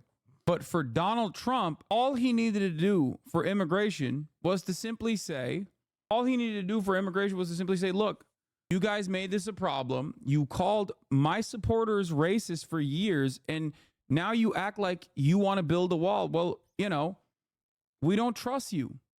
You've mishandled the situation, and we don't trust you. Why should anybody ever trust you on this? Okay? Like, if he were to just simply stick to a coherent message on the issue of immigration, he could present himself as like a normal person on an issue where he is obviously outperforming the Democrats on by wide margins. And it's especially a shitty predicament for the Democrats because there's no real counter to it, because you've already adopted their right-wing framing that like immigrants are a threat to this country, which is really fucking terrifying. Okay? Really terrifying. But the high notes on this immigration front from the Donald Trump camp, like what people will remember this debate on the issue of immigration, is only going to be how he said they're eating the dogs. Okay? Everyone is going to remember this debate on your most powerful point as they're eating dogs. They're eating fucking dogs. We got to do something about it. Okay? It's just, you sound like a delusional old man who's yelling at fucking clouds. And sure, there's people in your base that love that, and they also are delusional old men, but you're not going to win anyone else like that might be in the fucking margins. Okay? The other two issues that he's also strong on is the economy. Okay? And it was insane to me, actually, as a debate watcher, that on the issue of the economy, he immediately dialed it back and started talking about how Haitians are eating dog. Like, that's crazy. He doesn't even have policies for the economy, and he's still defeating the fucking Democrats on this front. Think about that. Like, because people are understandably upset with the way that the economy looks like right now. That's how upset they are, that they're like, this guy's policy-less, but it doesn't matter. I still think it's like, you know, I still think he'd be better than the Democrats. And he still fucked it up. You should have absolutely hyper-focused on that, you know? But he didn't. Yeah, he didn't even mention no tax on tips because he fucking forgot everything. He got so mad. He got so fucking mad that he had nothing, okay? He had nothing there. There was a moment where he literally said, oh, I have a concept of what I can do, which is so bad. And last but not least, Donald Trump outperforms Democrats on wars, okay? Especially Israel-Palestine. Part of that is because part of that is because he's not the president, okay? He's not the president, so people do not attribute to him the failures of the Biden administration, and maybe even attribute too much failure to the Biden administration in terms of foreign policy. In 2016, he presented himself as a peaceful dove. Okay, as a peaceful dove, as opposed to the failure of the Iraq War. That played really fucking well. That played really well in terms of the broader electorate. They saw him as a very different kind of anti-establishment, maybe even perhaps moderate Republican. Okay, peace through strength type shit. He normally acts like, you know, he's going to be a strong negotiator and that's why he's going to cut deals. Obviously, all of this is fake and bullshit, but people do want to believe him on this front. Okay? I know you are memeing when you call him a peaceful dove. This motherfucker is 100% a deranged psychopath that eludes the mafia.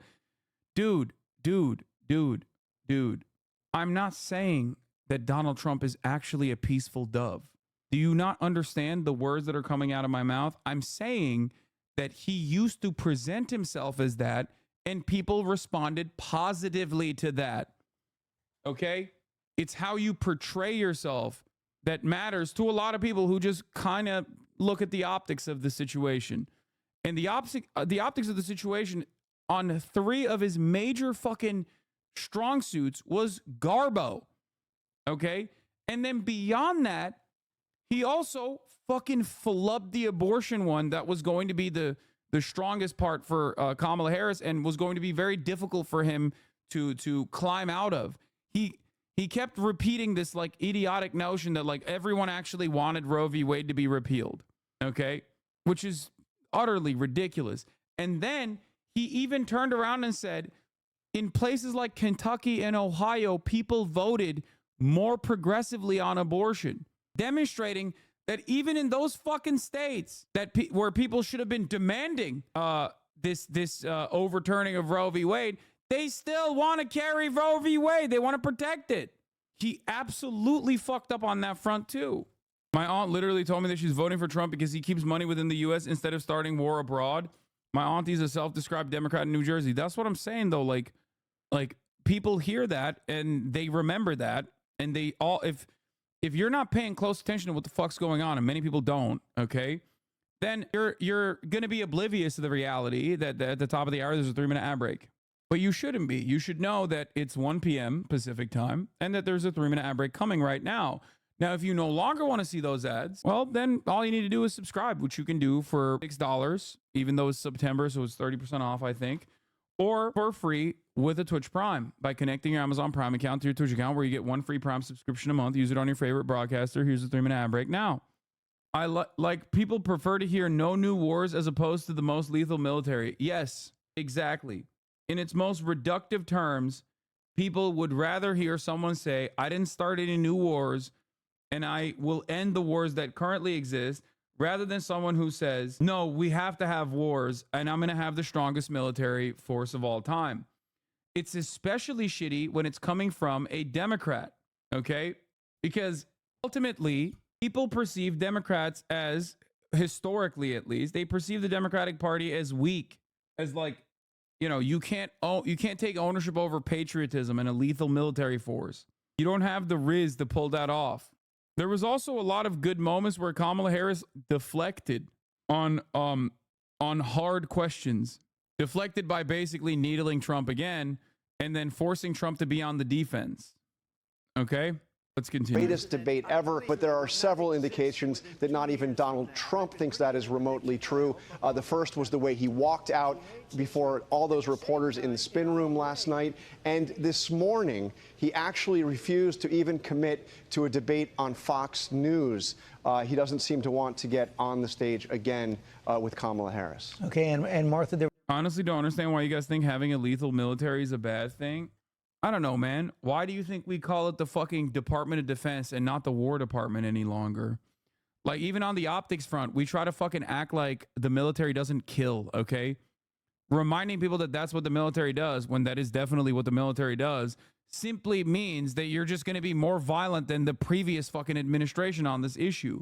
And Americans, by and large, personally want to think that, like, we are a force of good, okay? We are a force of good. When you say we're lethal, that automatically reminds people that we are a force of evil. Are you a fucking fascist? What the hell is going on right now? Oh, what? I don't understand why people have an issue with the most lethal military force thing.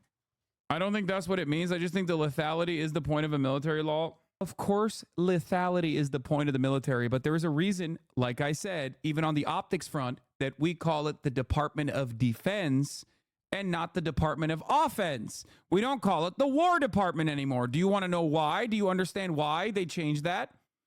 Because they want to propagandize that the military is there sometimes to do shit that nobody wants to do, but they don't want to do that originally. They want to be a peacekeeper. They want to be the peacekeepers, okay? When you say you are fucking lethal, the military is lethal, you're giving the game away. You might as well say, yeah, we're going to have the most baby killing machine out there. And you're going to be like, well, that's what the military does. Duh.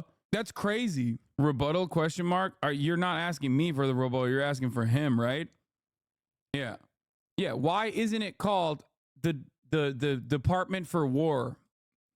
Why is it called the Department of Defense now? Because it used to not be. Why is it called the Department of Defense? But fear not, liberals. Donald Trump, like I said, is far too invested in defending that his crowds are actually pretty large and people don't hate him to actually make short work of Kamala Harris's warmongering sentiment that actually, if he made short work of, would come across as very fucking shitty to a broader base of voters. Obviously, I don't want to know. I know it's called the Department of Defense as a guise to cover his true purpose, as a purpose to project power. Think about the reason why it's called Department of Defense instead of Department of War. You will arrive at the conclusion because the same principle behind that is now in reverse. The principle behind naming it the Department of Defense and not the Department of Lethality or the Department of War, which is what it used to be called, is because people want to think that the military is there as a strong force that doesn't kill babies, okay? That, like, the lethality should not be the main focus when you're marketing the fucking military. And it's not. There is a negative association with the term lethal. It means you're killing, okay? Openly admitting that the military is going to be fucking hard-dicked killers is idiotic. It's not even the point they market when they're trying to get recruits. Exactly. She's posturing for probably national security people. That's it. There's no other person that you want to, there's no other person, there's not a single person that's going to be like, hell yeah, I love that. Unless you're a Reddit brain dipshit and a NAFO Andy or something that thinks like, hell yeah, that like posts about fucking aircraft carriers lasering fucking ports in Yemen and says things like, oh, they gonna learn today. They gonna learn why we don't have healthcare today. Those are the only people that love that shit, okay? Oh, I agree that military should be defensive in the purpose. We should only have militaries to protect those that can't protect themselves. I think Kamala's just trying to say we have the best killing machines, etc. Brother, you're a mentally fucking disabled. I don't have anything else to say about this. Take a fucking week off, okay? Sorry. Like, I don't know how to have this conversation with you. You literally have an intellectual disability. You are refusing to understand words, okay? God damn, dude. Holy fuck. Who the fuck is voting to have the fucking strongest murder machines? Dumb fuck.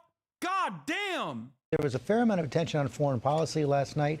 Trade with China, the Gaza war, the war in Ukraine. Harris's mantra, Donald Trump has been weak and wrong. Like, why do we call it lethal aid even? Why do we call it aid? Why do we call it aid and not we're giving baby murder machines? Like, how the fuck do you not understand this simple goddamn point? Like, I'm talking about literally just the optics of it, okay? Why do they add aid at the end of that? Exactly, and Donald Trump fired back. Motherfucker said, I'm a single issue voter, and my single issue is more murder machines, please. I want more efficient murder machines. Are you Mr. Raytheon? Are you John Lockheed? What the fuck do you mean, dude? Who are you? Like, there is not, like, I genuinely don't understand it. Like, hello, I'm Mr. Boeing. I'm Mr. John Boeing, okay? And I love when I hear the Democratic president say, we are going to have the best death machines, okay? Back, of course, saying that the war in Ukraine would not have happened. Vladimir Putin would not have gone in if he were president. He says the same thing about Israel, offered absolutely no evidence. And in fact, at one point, David Muir saying directly to him, do you want Ukraine to win this war? Seems like a pretty simple question, George, but he never answered that question. He also claimed that millions had died, that fake numbers were coming out of Ukraine. Kamala Harris basically just looked at him and smiled. She was asked directly, of course, about Afghanistan and whether she takes any responsibility for that disastrous pullout. She did not answer that directly. Yeah. By the way, fuck the media as well. That's why there's so many goddamn dumbasses in this chat as well every now and then. Oh, disastrous pullout of Afghanistan. First of all, she did take ownership over it, and she fucking stood 10 toes down and said it was a good fucking thing that they did that, which was correct. That was one of the best fucking points of the entire night. Okay? Another major flub from the Democratic Party for not regularly defending one of the most defensible positions of the Biden administration. Okay? Being a pundit seems like being the most annoying reply guy on Twitter about everything.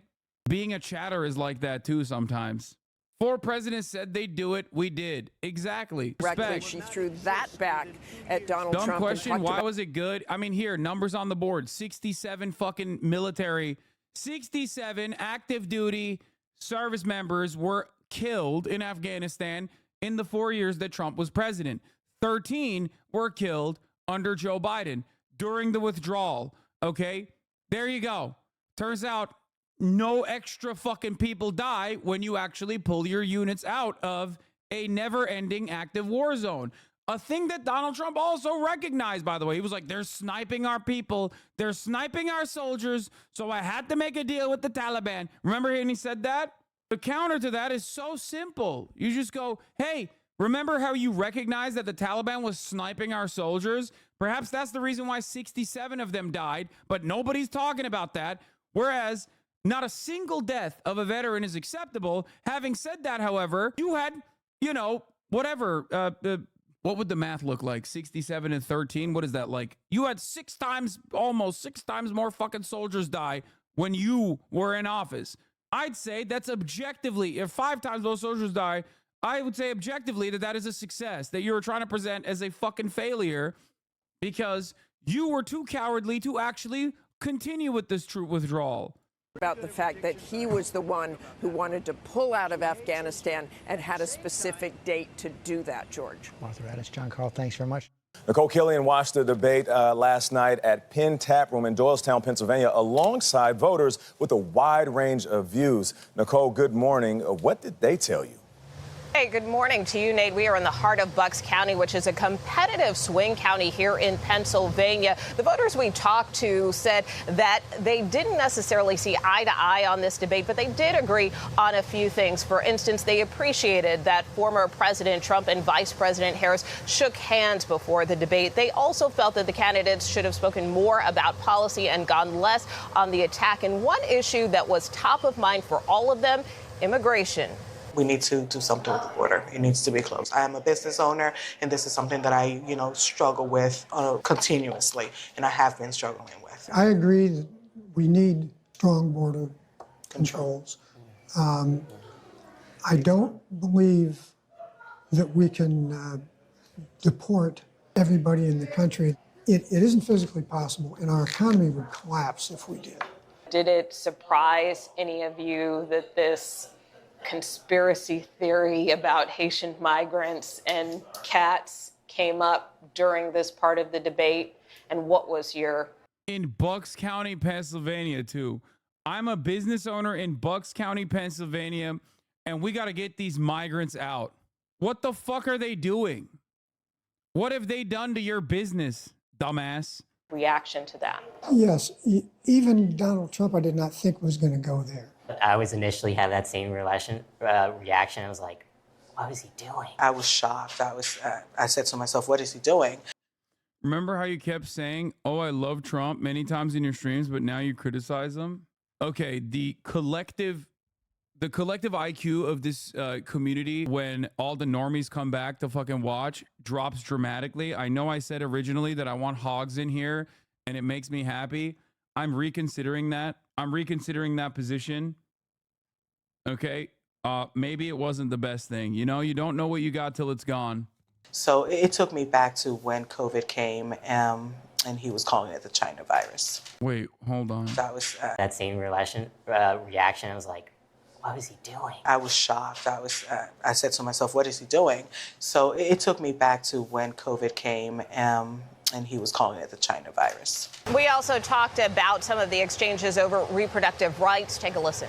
I think that Kamala stood her ground on her position. I think that she's always been more pro-choice. He kind of avoided it.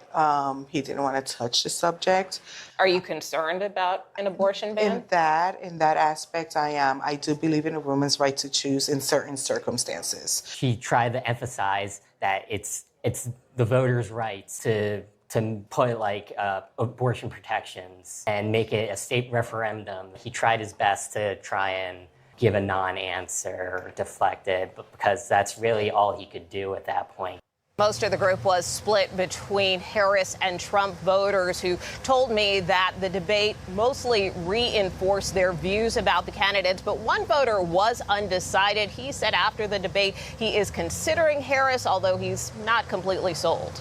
Been getting slightly irritated with actually the both of them, especially with people like me as a veteran and as somebody that's kind of on the fence for either or. They're not making it easy to choose somebody that I feel as though is actually right. They're not giving any solutions to any of the problems. And from there, it just seems like it's more entertainment than it is actually debating on problems. I mean, that was like one of the... No, I look, we say undecided voters are dumb, but like that was the one fucking coherent person. He's not wrong. He literally is right. He's like, neither of them are addressing anything meaningful. And it's correct. If, like, on the issue of abortion, obviously, Donald Trump did a horrible job. Kamala Harris did a great job. You know what her positions are on that. You know what his positions are on that. Okay? But he's like, as a veteran, I'm looking at some of these problems that I'm experiencing, and neither one is like what do you say to that guy? Do you say, excuse me, sir, have you not considered that this is the opportunity economy and startups are going to get fucking $50,000 in tax breaks? Like, do you think that that's a valid position? Think about it. Okay? Think about it. Is that the actual thing that you're going to get this guy on? Why don't you start a small business, sweetie? What the fuck is wrong with you? It's the opportunity economy. Go ahead. Tell him that. No, that motherfucker probably has issues with healthcare, bro. Just like you do. Think about the problems that you experience, okay? Think about the problems that you experience on a day-to-day basis. Wouldn't it be nice to hear from a fucking politician in terms of like addressing those problems? Rent's out of control. They say we're going to do fucking we're going to go after landlords, corporate landlords that are price fixing. They say that. Kamala Harris says that. Didn't say it at the debate. She couldn't even get herself to say Donald Trump is a fucking landlord. You know? That's the type of shit that would be very meaningful for a lot of people, for a lot of voters. There are people here in the suburban safe community that bring up migrant crime during HOA meetings, and I want to throw chairs at them. These borders are an issue. Median voters are everywhere, and it's maddening. They're so stupid and overwhelmingly white/privileged. Yeah, part of the problem is because there's no counter messaging on this front. Just like with crime, it is a panic narrative. It is collective hysteria. It is collective delusion. Okay? The numbers do not match up, like the reality and the empirical evidence does not match up with their hysterical opinions. And the reason why they have this hysterical opinion is because the Republicans have fucking run the table on this issue and they keep pumping it over and over again. I don't want to wait for another Trump presidency for the media to remember how fucking cruel and unusual the Trump administration was in terms of like its treatment of migrants, okay? Dragnet operations from ICE, child separation at the border as a deterrence mechanism. These were things that were objectively cruel, okay? And people hated it. People hated it so much. Why is the question you must be asking yourself. Why did they hate it? Because it was, one, insane, incredibly violent, and two, the Democrats were campaigning on it over and over again. And the media was covering it relentlessly. And that reality was reflected in the polls. That's why when you look at like 2020 polls in terms of immigration and who would handle the situation better, Biden was sometimes even beating Donald Trump. I don't want to have another abortion-style situation where the Democrats don't fucking act for years and years, and then the Republicans come back into power and they do Hitlerian policy only to have the Democrats use said Hitlerian policies to their advantage to fucking fundraise and win another election and then not do anything about it. Okay? That's the problem. And that's precisely what the Democrats did with abortion. They waited and waited, and the Republicans kept fucking needling on the issue of abortion. They used the fucking Supreme Court of the United States to take away that right, and the Democrats fundraised off of it. What good is that? What good is that for the fucking red state teenager who is a victim of rape, who can't who can't go and get this medical procedure? What good is that for that person? She's just a talking point. It's disgusting. And I fear that we are bouldering towards this fucking idiotic situation, this unimaginably cruel situation where the Republicans are going to win and then they're going to do concentration camps. And then we're going to be like, oh man, this is really bad. Abolish ICE, please. Abolish ICE. But don't worry, they'll be able to fundraise off of it, you know? And maybe win the fucking election 8 years after we did concentration camps. Oh. All of the voters said that they wanted to hear about other topics that didn't come up last night, like how the candidates may support veterans and also what they would do to bring down the national debt. So they all believe that there should be another debate. Whether or not they get one remains to be seen. Tony. Well, there was a lot of personality last night, that's for sure, and we'll see about it. Anyway, former President Trump went on Fox News to lick his wounds and fucking complain about, what is this? Who had the better tax plan for the average American? Is better for the average American family, Trump or Harris? We're going to actually run the numbers and find out. We're going to use census data to build the average American family, and then we're going to apply each tax code to that family and see who they're going to do better with. Talking points are one thing, but data is another. So let's use the data we have and actually just do the math. Okay, first let's establish how much this family makes. Okay, I don't want to watch this. Let's watch Donald Trump cry. Let's watch him fucking cope and cry on Fox News. President Donald Trump and Vice President Kamala Harris squaring off on the debate stage last night, meeting face to face for the very first time. It was a heated debate. Less than 2 months until Election Day. Joining us right now on the phone to react after that very busy night, the 45th President of the United States, to the GOP presidential nominee, Donald Trump. Mr. President, how do you feel about the night? 105 minutes long. You've done this before. I think it's your 8th one. What is your review of your performance? Well, I looked at the poll numbers. I listened to Harold Ford. I don't know what he was watching because I think he wasn't watching the debate that I was in yesterday. I think we did great.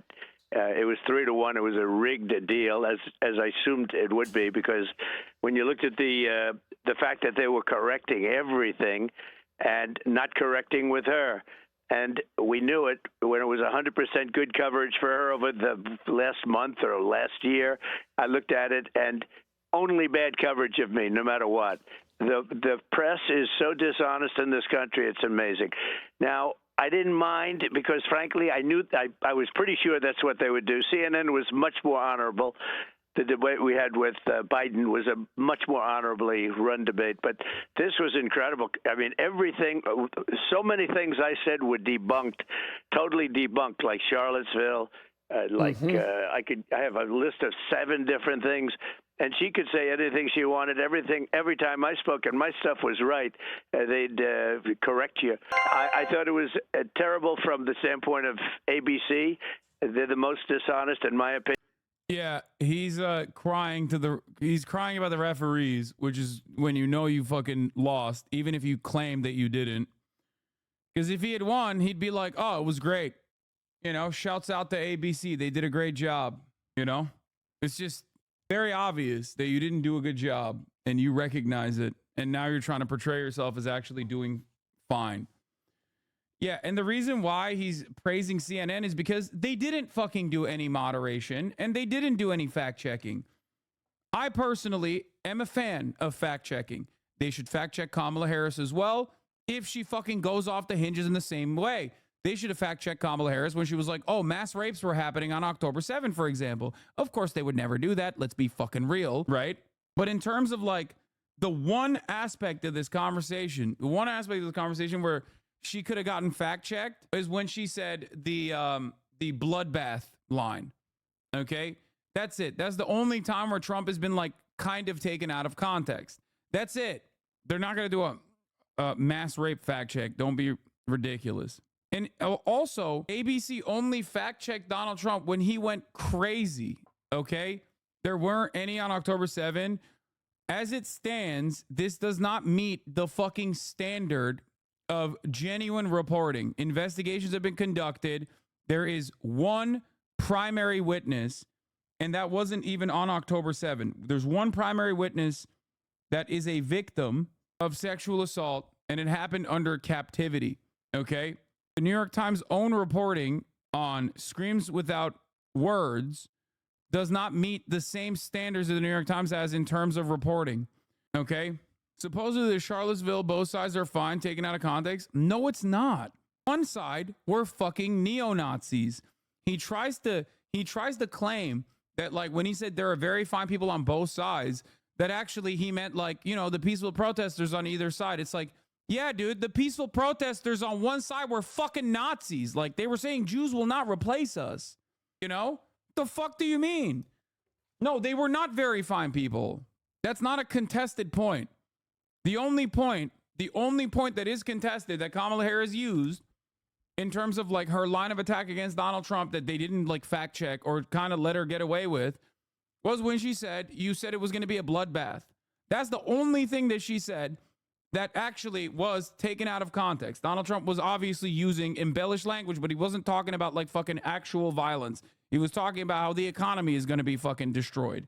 Or yeah, it's just like, that's it. And even then, that still tracks with everything else that he said that is incredibly violent. In terms of like the moderation being unfair or the debate was absolutely rigged against Donald Trump, you're fucking delusional, dog. The debate would obviously not be unfair if Donald Trump wasn't regularly fucking lying. What kind of pathetic baboon bullshit is this where it's like, no, you don't understand.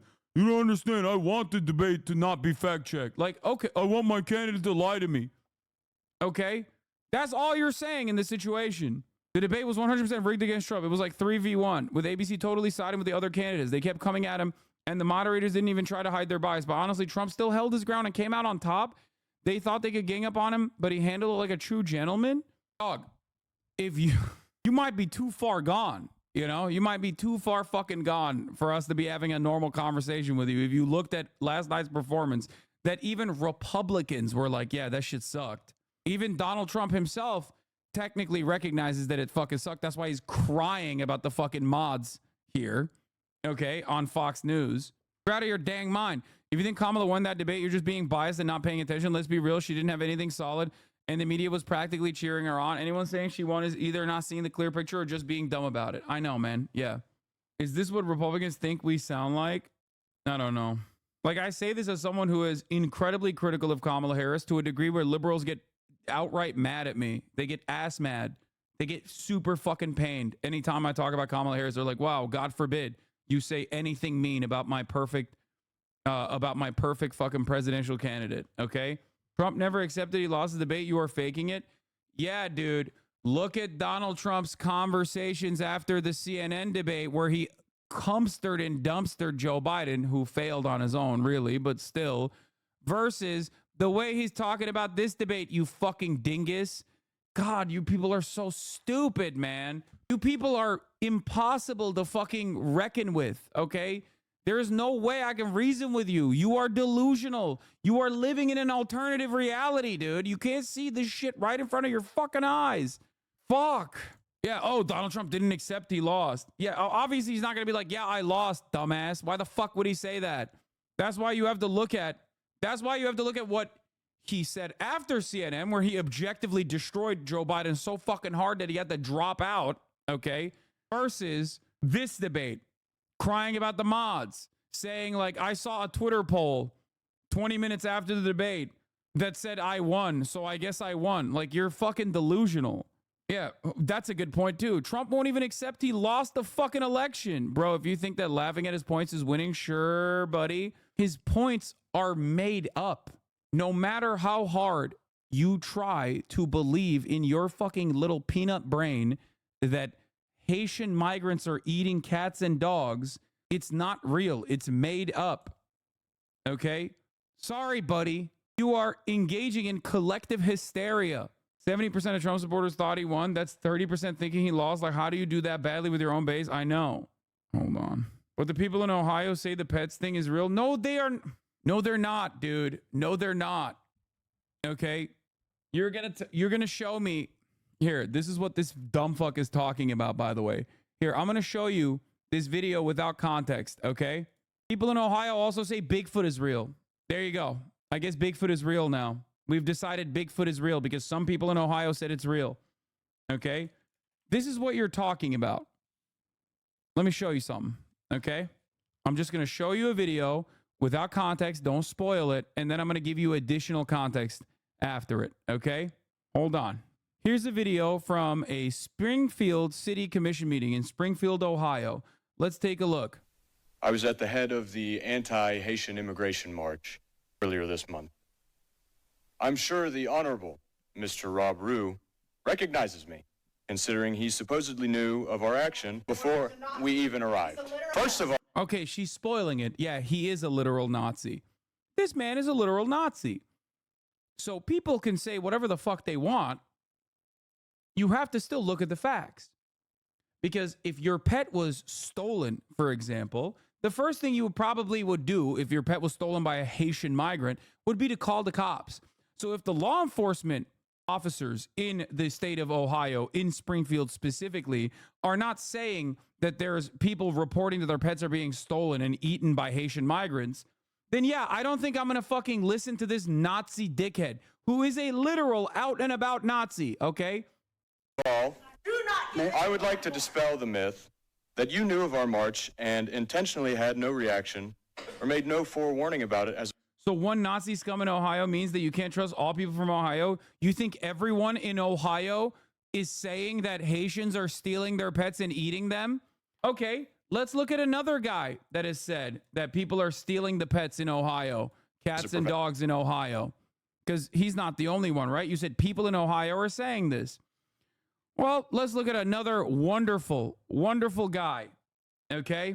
Here, Benny Johnson posted about it from our favorite Tyler Oliveira. Don't wave at me, you sorry sand monkey. There was Haitians in a white van driving around the neighborhoods, collecting cats, skinning them and eating them. In my opinion, they're worthless. Bunch of worthless sand monkeys. Do we think these guys are credible? Or do we think that they might have, I don't know, another vested interest in fabricating this fucking story? Find him someone from Ohio that denies it to blow his mind. Why do conservatives love fucking AI art so much? It's so weird. Video shows an Ohio woman accused of killing and eating a cat. She's not an immigrant. Yeah. The video of the cops fucking arresting a woman who's like obviously insane was spread on Twitter a couple days prior to the debate. That's what sparked the people, the Haitian migrants in Ohio are eating cats conversation. The woman was not Haitian. She's just black. She's a black woman. Obviously having a mental health episode. I can't believe that under normal circumstances, if everyone was just like even a little bit more normal, if everyone was like marginally like 3% more normal, this would not be a story. We'd be like, what the fuck are you saying? And move on. And many people do say that, for the record. The broad majority of Americans look at this and they're like, dude, what the fuck? Come on now. Remember what I talked about. Remember what I talked about in terms of like permissible racism and misogyny. Okay? The smart racists, I know that sounds oxymoronic, recognize the need for dog whistles.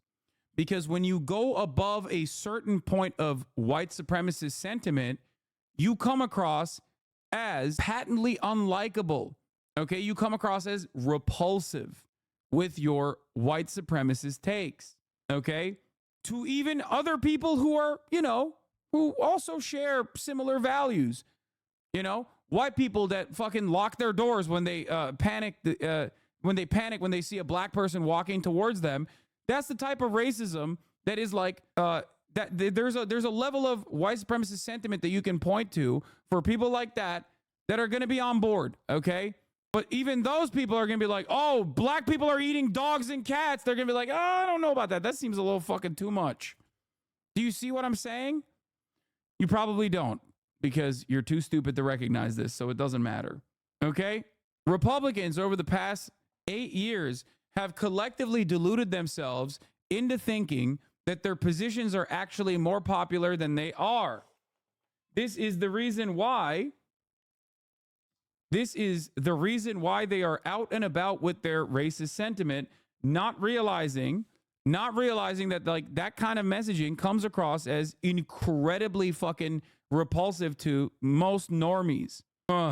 Anyway, also from Springfield, JD Vance used his son's death to spew hate against Haitians. Yeah, I saw that. Politicians, Bernie Moreno, Chip Roy, JD Vance, and Donald Trump. They have spoken my son's name and used his death for political gain.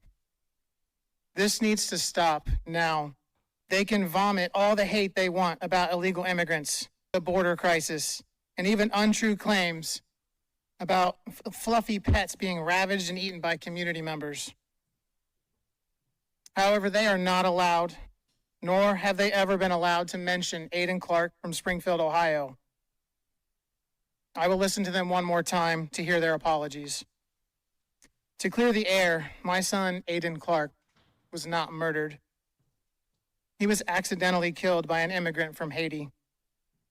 This tragedy is felt all over this community, the state, and even the nation.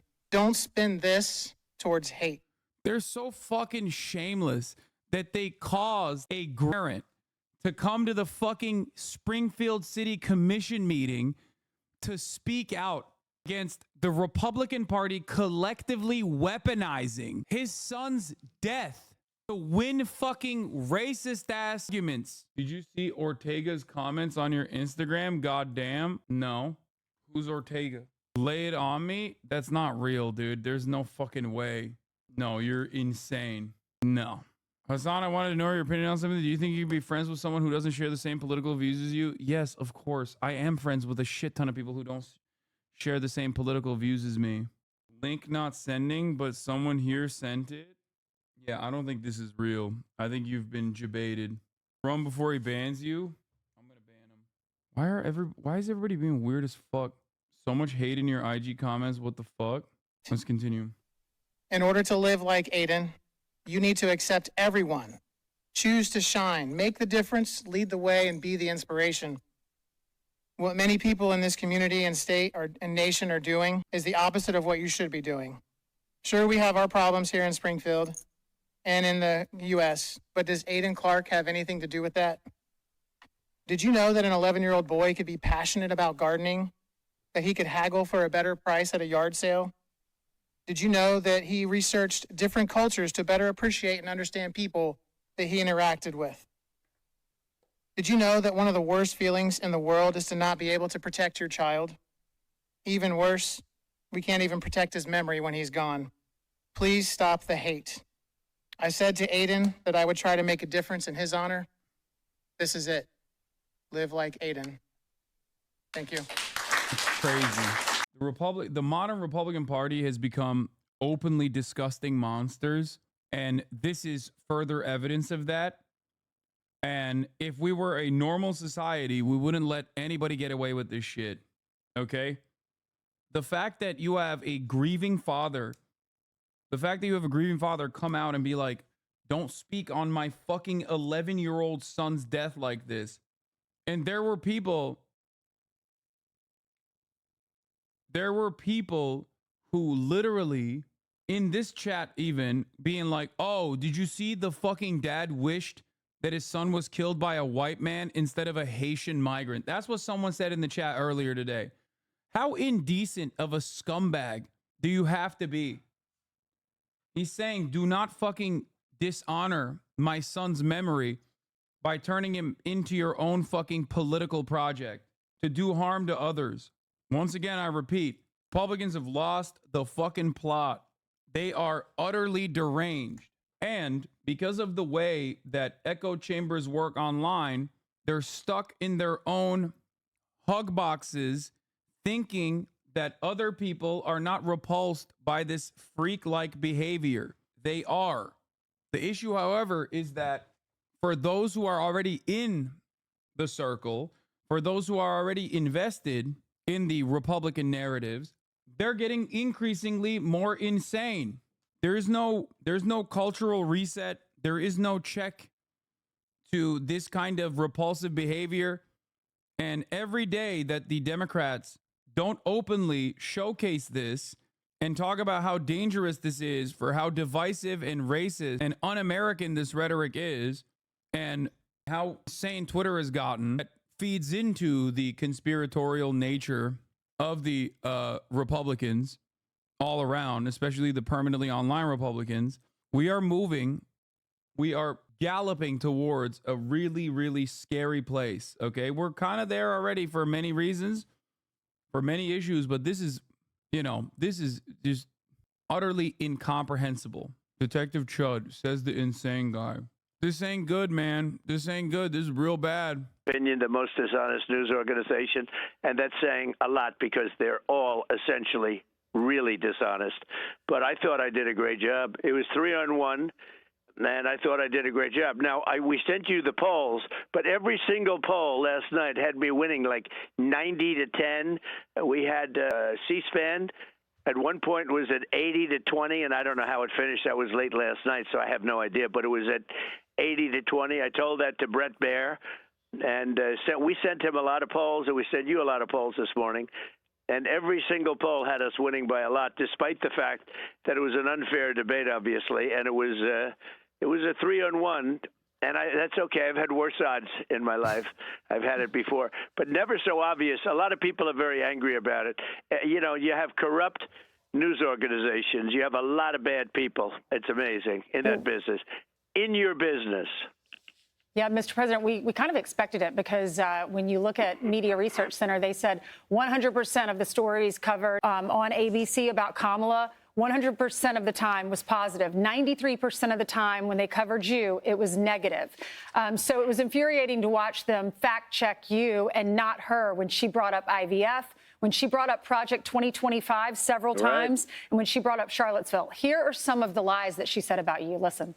A detailed and dangerous plan called Project 2025 that the former president intends on implementing. Couples who pray and dream of having a family are being denied IVF treatments. If Donald Trump were to be reelected, he will sign a national abortion ban. And what did the president then at the time say?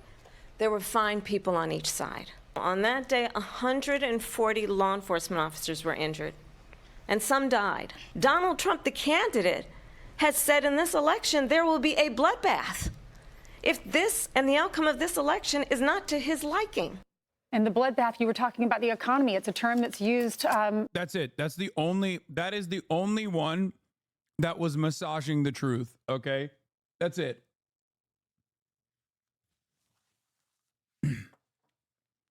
He did use the term bloodbath, but he wasn't talking about like actual violence, even though there are plenty of instances where he has talked about real, actual political violence. You know damn well. Oh my God. Shut the fuck up, dude. Goddamn Trumpers, dude. Undecided voter on you. That's a good one. A lot when people are talking about a bad economy. What's your reaction? By the way, going back to the bloodbath take, in comparison to the actual severity of the lies that Donald Trump told versus that one instance that requires the moderators to fact check Kamala Harris, it's not even on the same level. Like it would be ABC overcorrecting in an effort to present themselves as like truly biased or truly unbiased. That was the expectation. Okay. Like the idea that like if they fact checked her on that front and like making it seem like that, using Donald Trump's words against him in an unfair representation is nowhere near at the same level of just like straight up lying about an entire group of migrants eating fucking cats. Okay? Like that is crazy. Why didn't the moderators correct her?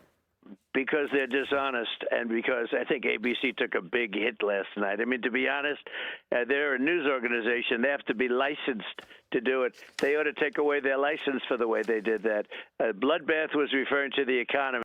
Everybody loved the term because as soon as they heard the word, it's sort of a vicious word. But referring to the economy, they have created an economy. Bloodbath was the word that I used. And it was fine in that context. And they were trying to make it sound like there was a riot or something, and it was a bloodbath. IVF, I was a leader on IVF, the IVF, which is fertilization. I was a total leader on that. When I first heard about it, like right from the beginning, I was one of the leaders on it, and the Republican Party has been a leader on it. She tried to say it was just the opposite. When he first heard about IVF, like this isn't this isn't like a new thing, man. Oh, when I invented IVF, actually. The whole thing with abortion, what he said, I mean, it was incredible. I think he corrected me 6 times, and each time I was right. I believe each time I was right, didn't correct her at all, and she was saying these things. She was using, like, Charlottesville. She was using Charlottesville, and everybody, you take a look at Laura Ingraham, she did it incredibly. She had it totally debunked. She said that, in fact, it makes it angry. She gets angry when people hear about Charlottesville when they use that, because what they did is they stopped and they didn't put the following sentence in. And when they put the last sentence in, when it was all put together, what I said was absolutely perfect. And ABC knew that. Everybody knew that, frankly. I think they lost a lot of credibility. But regardless, look, the polls are saying that I won that by 80-20, 90. We have one here, 92-7, and I sort of believe that's right. I thought, look, I've been told I'm a good debater. I think it was one of my better debates, maybe my best debate. I think. I don't know. That's why I'm disappointed in this guy, Harold. It's crazy to me that he's still. Why are they saying Charlottesville was a lie? He's trying to claim that he was simply talking about the peaceful protesters on both sides, but the issue is, the peaceful protesters and the not peaceful protesters on one side were literal fucking Nazis who were openly saying Jews will not replace us and shit like that on the fucking streets of Charlottesville. So obviously, when you look at the context of what he was talking about, it's still completely insane. You said that the fucking Nazi protesters were very fine people. Okay? Like, you cannot look at a fucking Klan rally or a neo-Nazi rally and be like, well, there's some cool people there. You can't do that. And then expect people not to go, that's insane. You're putting what you're calling the alt-left and white supremacists on the same moral plane. I'm not putting anybody on a moral plane. What I'm saying is this. You had a group on one side and you had a group on the other, and they came at each other with clubs, and it was vicious, and it was horrible, and it was a horrible thing to watch. But there is another side. There was a group on this side, you can call them the left, or you've just called them the left, that came violently attacking the other group. So you can say what you want, but that's the way it is. On both sides, sir? You said there was hatred, there was violence on both sides. Well, I do think there's blame. Yes, I think there's blame on both sides. You look at both sides. I think there's blame on both sides, and I have no doubt about it, and you don't have any doubt about it either. And if you reported it accurately, you would say. They showed up in Charlottesville to protest. And you had some very bad people in that group. Excuse me, they didn't put themselves down as neo-Nazis. It's even worse. It's even fucking worse. He's like defending the neo-Nazis, be like, no, they're not, excuse me, they're not neo-Nazis. But you also had people that were very fine people on both sides. You had people in that group, excuse me, I saw the same pictures as you did. You had people in that group that were there to protest the taking down of, to them, a very, very important statue and the renaming of a park from Robert E. Lee to another name.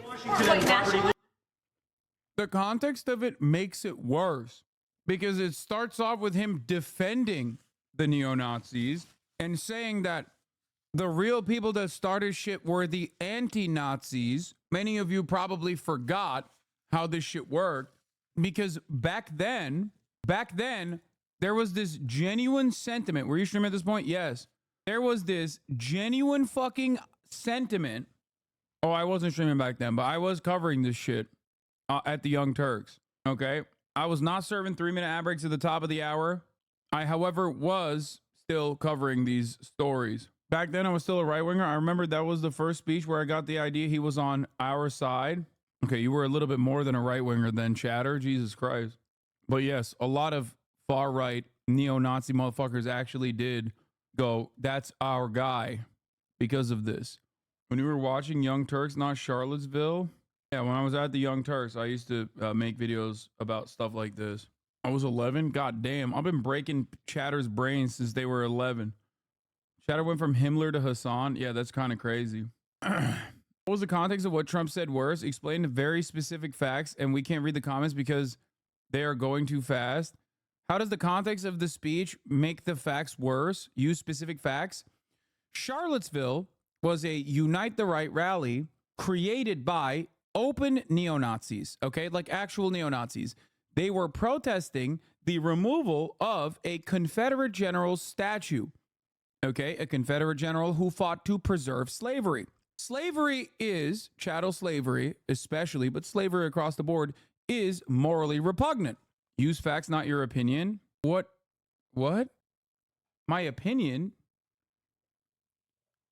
Like, with the exception of what I just said about slavery being morally repugnant, everything else I said was facts.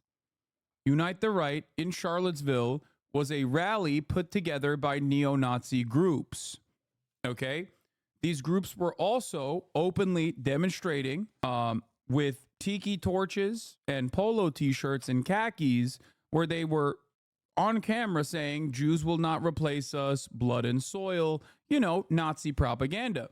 Now, unless you yourself are directly a Nazi and embarrassed about this, you should probably look at this and go, yeah, that was really fucked up. Okay? This is not my opinion. This is just the facts. It was a problem, but Trump said there was good people on both sides.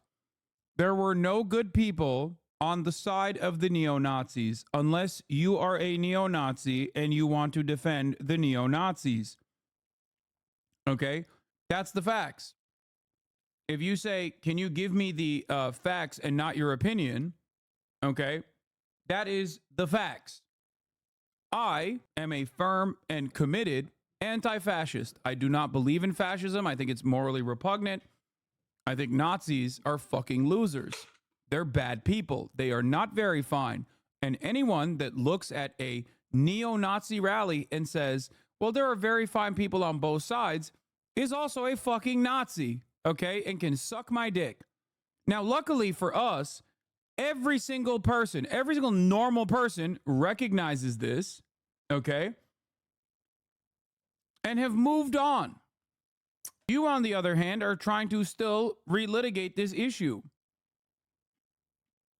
Because you are a dumb fuck. Well, no, George Washington was a slave owner. Was George Washington a slave owner? So will George Washington now lose his status? Are we going to take down, excuse me, are we going to take down statues to George Washington? How about Thomas Jefferson? What do you think of Thomas Jefferson? You like him? Okay, good. Are we going to take down the statue? Because he was a major slave owner. Now, are we going to take down his statue? So you know what? It's fine. You're changing history, you're changing culture, and you had people, and I'm not talking about the neo-Nazis and the white nationalists, because they should be condemned totally. But you had many people in that group other than neo-Nazis and white nationalists, okay? And the press has treated them... No, there wasn't. There you go. This is not a defense. This is not the defense that Donald Trump thinks he's launching. If you think this is the reason why Trump's "there are very fine people on both sides" argument was a mistake for, or fake news in the eyes of the broader population, you're wrong. If you go to a Nazi march and you march next to Nazis, you are a fucking Nazi. You are no longer a very fine person. Okay? That's it. Here, let's watch Christopher Cantwell crying, by the way. I do not want violence with you, all right? I'm terrified. I'm afraid you're going to kill me. I really am, all right? So just let's do this however we need to do it, if I got to go to jail today, it won't be the first time. All right. I don't want to. I don't think I should. I think I honestly believe that I've been law-abiding and I've been engaged in violence. I have. There's no question about it. And I've done nothing to hide that. But it was done in defense of myself and others. And I would not have done it for any other reason. If I was a violent guy, you would have heard about it by now. Everybody in their mother wants to ruin my life, okay? And if I wanted violence, it's not a difficult thing for a guy like me to find, okay? So yeah. That's Christopher Cantwell, also known as the Crying Nazi. I too am crying right now because I forgot to run the 3-minute ad break at the top of the hour. And it's now past 14 minutes, but I'm running it now. Anyway, really fun stuff. I can't believe we're back at this point again. Old Ford, I don't know if he's still there, but I don't know what he was watching because he was just as dishonest as ABC, in my opinion. Mr. President, I interrupted a moment ago. They just on the face of the Pentagon, every year for the last 23 years, we have gone down to the Pentagon at 6:46. That's sunrise down in the Washington, D.C. area.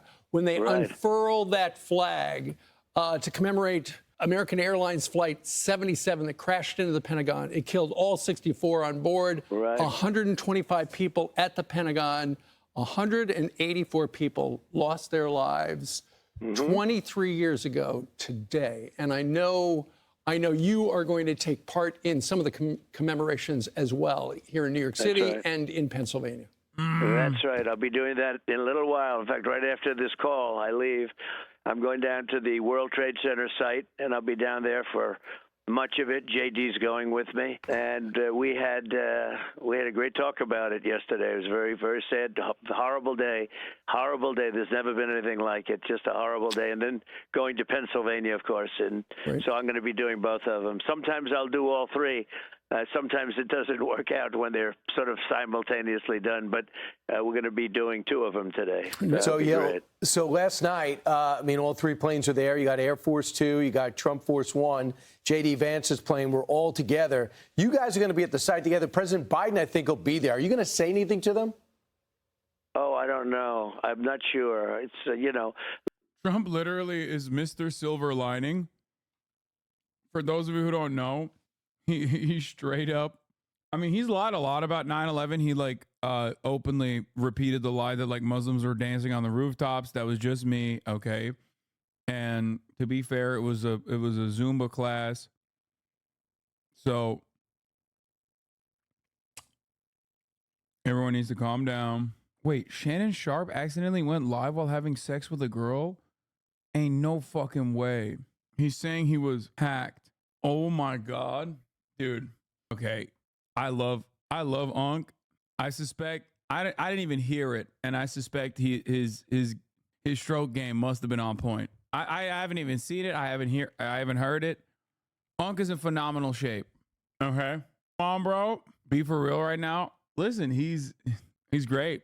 He was growling. Why are you thinking of that, freaky? Bro, people are saying he was growling. Anyway, let's continue with 9/11. Look, everybody should be very angry at how badly they've run this country. Millions of people are floating into our country. Many of them should not be here. They're criminals, many criminals coming in, many terrorists coming in, people coming. They're emptying their jails into our country. They're emptying, think of it, they're emptying their mental institutions. People that are mentally ill are being dropped into our country. And these two people, and it's both of them, they allow it to happen. What they're doing is terrible. I saw your report yesterday in Ohio, with Springfield, Ohio, and Aurora. If you look at Colorado, Colorado, these thugs from Venezuela and Aurora have taken over.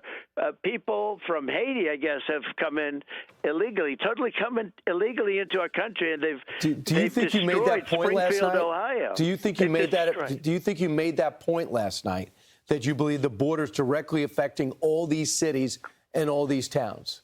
Oh, I think I made it twice or maybe even 3 times. In fact, I said, I wonder if I'm saying this is too much. How can you say it too much? They've allowed 21 million, I think is the real number. It could be more than that. 21, that's bigger than New York State. They've allowed 21 million people to come into our country. Many of these people are criminals. Right. And by the way, those countries are being emptied out of their criminals, and their crime rates are way down.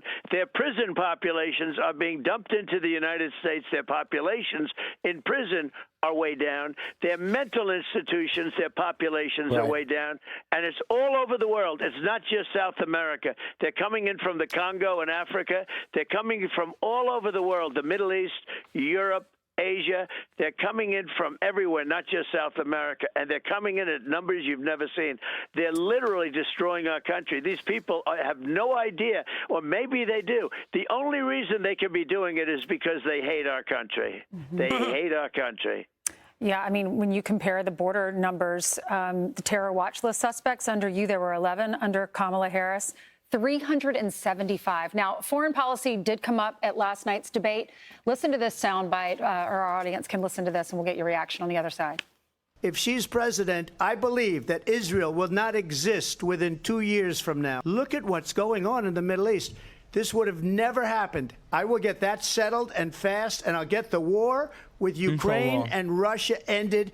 If I'm president-elect, I'll get it done before even becoming president. Well, I will tell you, I agreed with President Biden's decision to pull out of Afghanistan. Donald Trump, when he was president, negotiated one of the weakest deals. Dude, anytime I hear a Republican talk about fucking Democrats, I'm like, oh, fuck, I wish. It's like, bro really said Kamala Harris is a Marxist who wants to defeat Israel, okay? Like, I can't even imagine, and wants to give everybody health care. Kamala Harris wants to give everybody government-assigned health care, is a Marxist, a radical Marxist, and wants to defeat Israel. It just makes me more mad. I'm like, damn, dude. Could you fucking imagine? I wish. That'd be so sick. Nevertheless, the Israel proportion of the debate was a dick-riding Olympics, where each candidate tried to outflank one another on who is going to ride it harder. Okay? Yeah, there's a good someone in the chat made a good point. If she's a Marxist but also copying Trump's positions, does that mean Trump is a Marxist? Well, if you ask MAGA communists, then yes. Trump is the only real Marxist in America, actually. Everyone else is phony.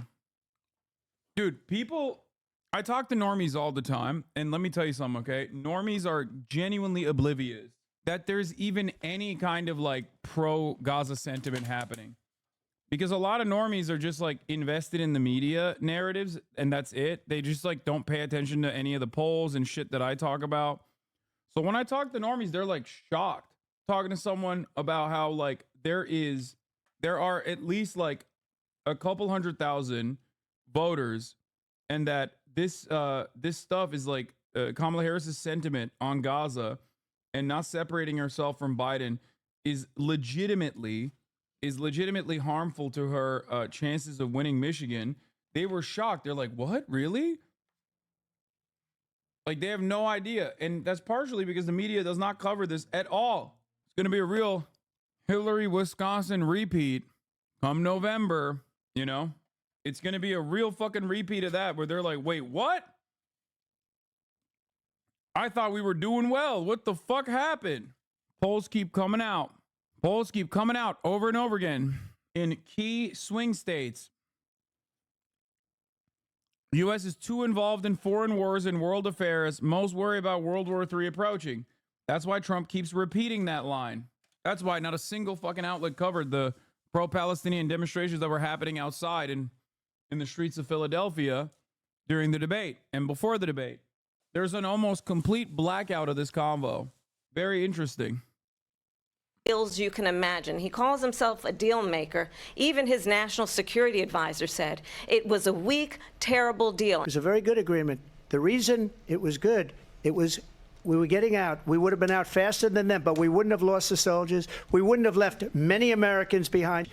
They blew it.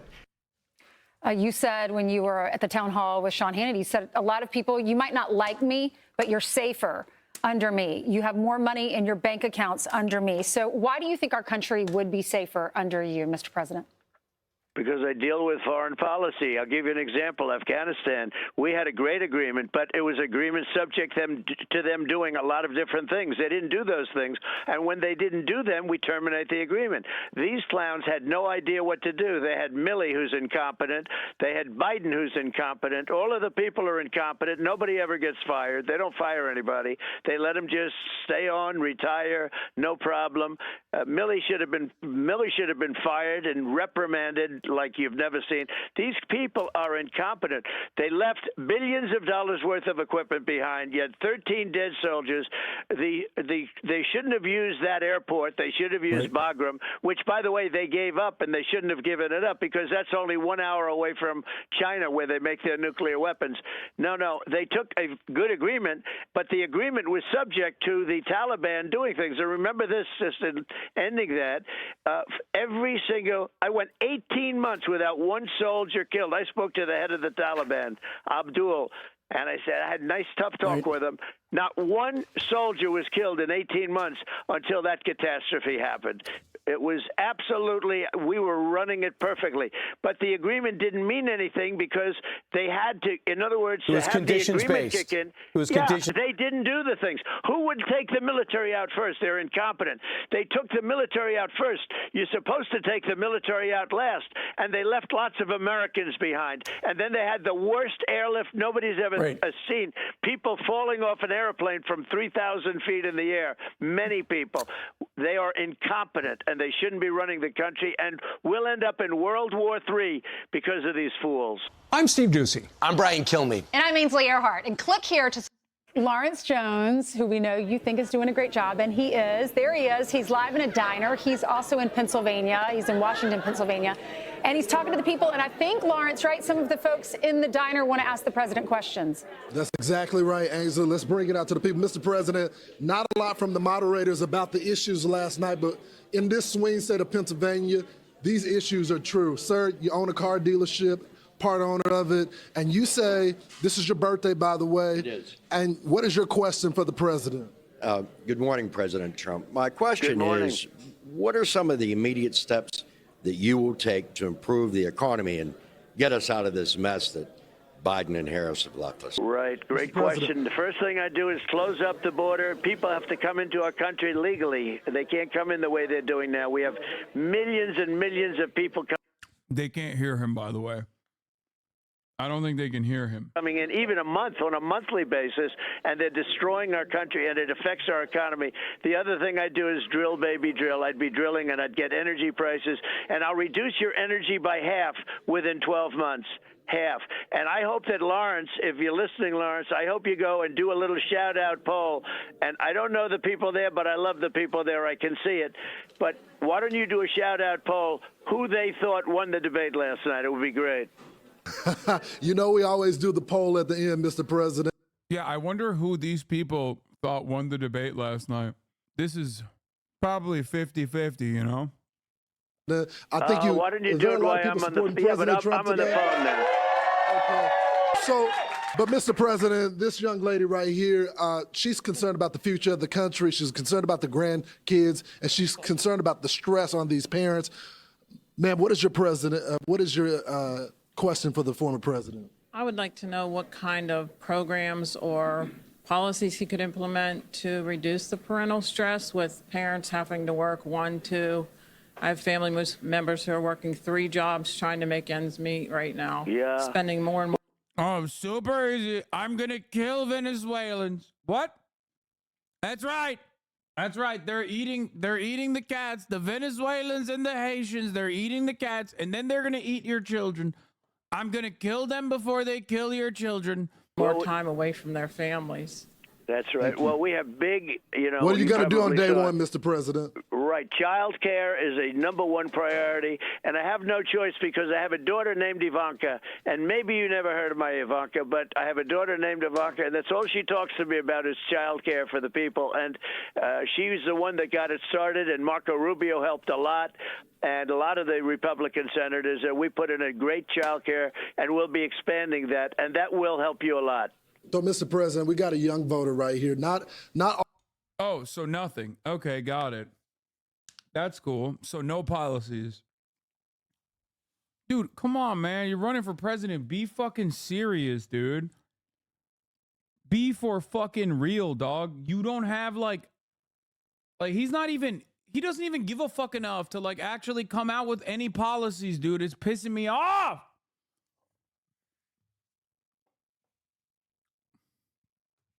Fuck, man. I hate this country so much sometimes. This is one of those moments where I just like, I despise my fucking fellow American citizens where they're just like, don't demand more from their elected representatives. I despise the Republicans that are just like, yeah, I don't even care. The policies are fucking, they don't need to exist. I just like Trump on the vibes alone. And the same goes for Democrats who just like do not have any expectation from Kamala Harris whatsoever. They just don't want Trump. So they're like, nope, no matter what they say or do, it's good. Like the fundamental basis for theoretical democracy relies on extracting concessions from your elected representatives. This is, we might as well not call it a democracy at that point. If you're not going to make any demands, and if you're not going to, and if you're just going to be like, yeah, no demands, all right, well, still voting though, don't really care. All the young people are voting for Kamala Harris, but you have a concern about the media and cutting through the noise there. What is your question for the former president? Hello, President Trump. I'm just curious on how you're going to combat the all the fake news and break through some of the noise to get the undecided voters to vote for you this November. Well, by doing a show like this, what are you going to do? It's a great question, because you really do it by doing a show like this with Lawrence and the group. You have to get your word out, and you don't have a fair media. You have a the undecided voters watching fucking Fox News at 7 a.m. Eastern time. Those are the undecided. Very liberal biased media. I have no idea why. I actually have no idea. Think of it.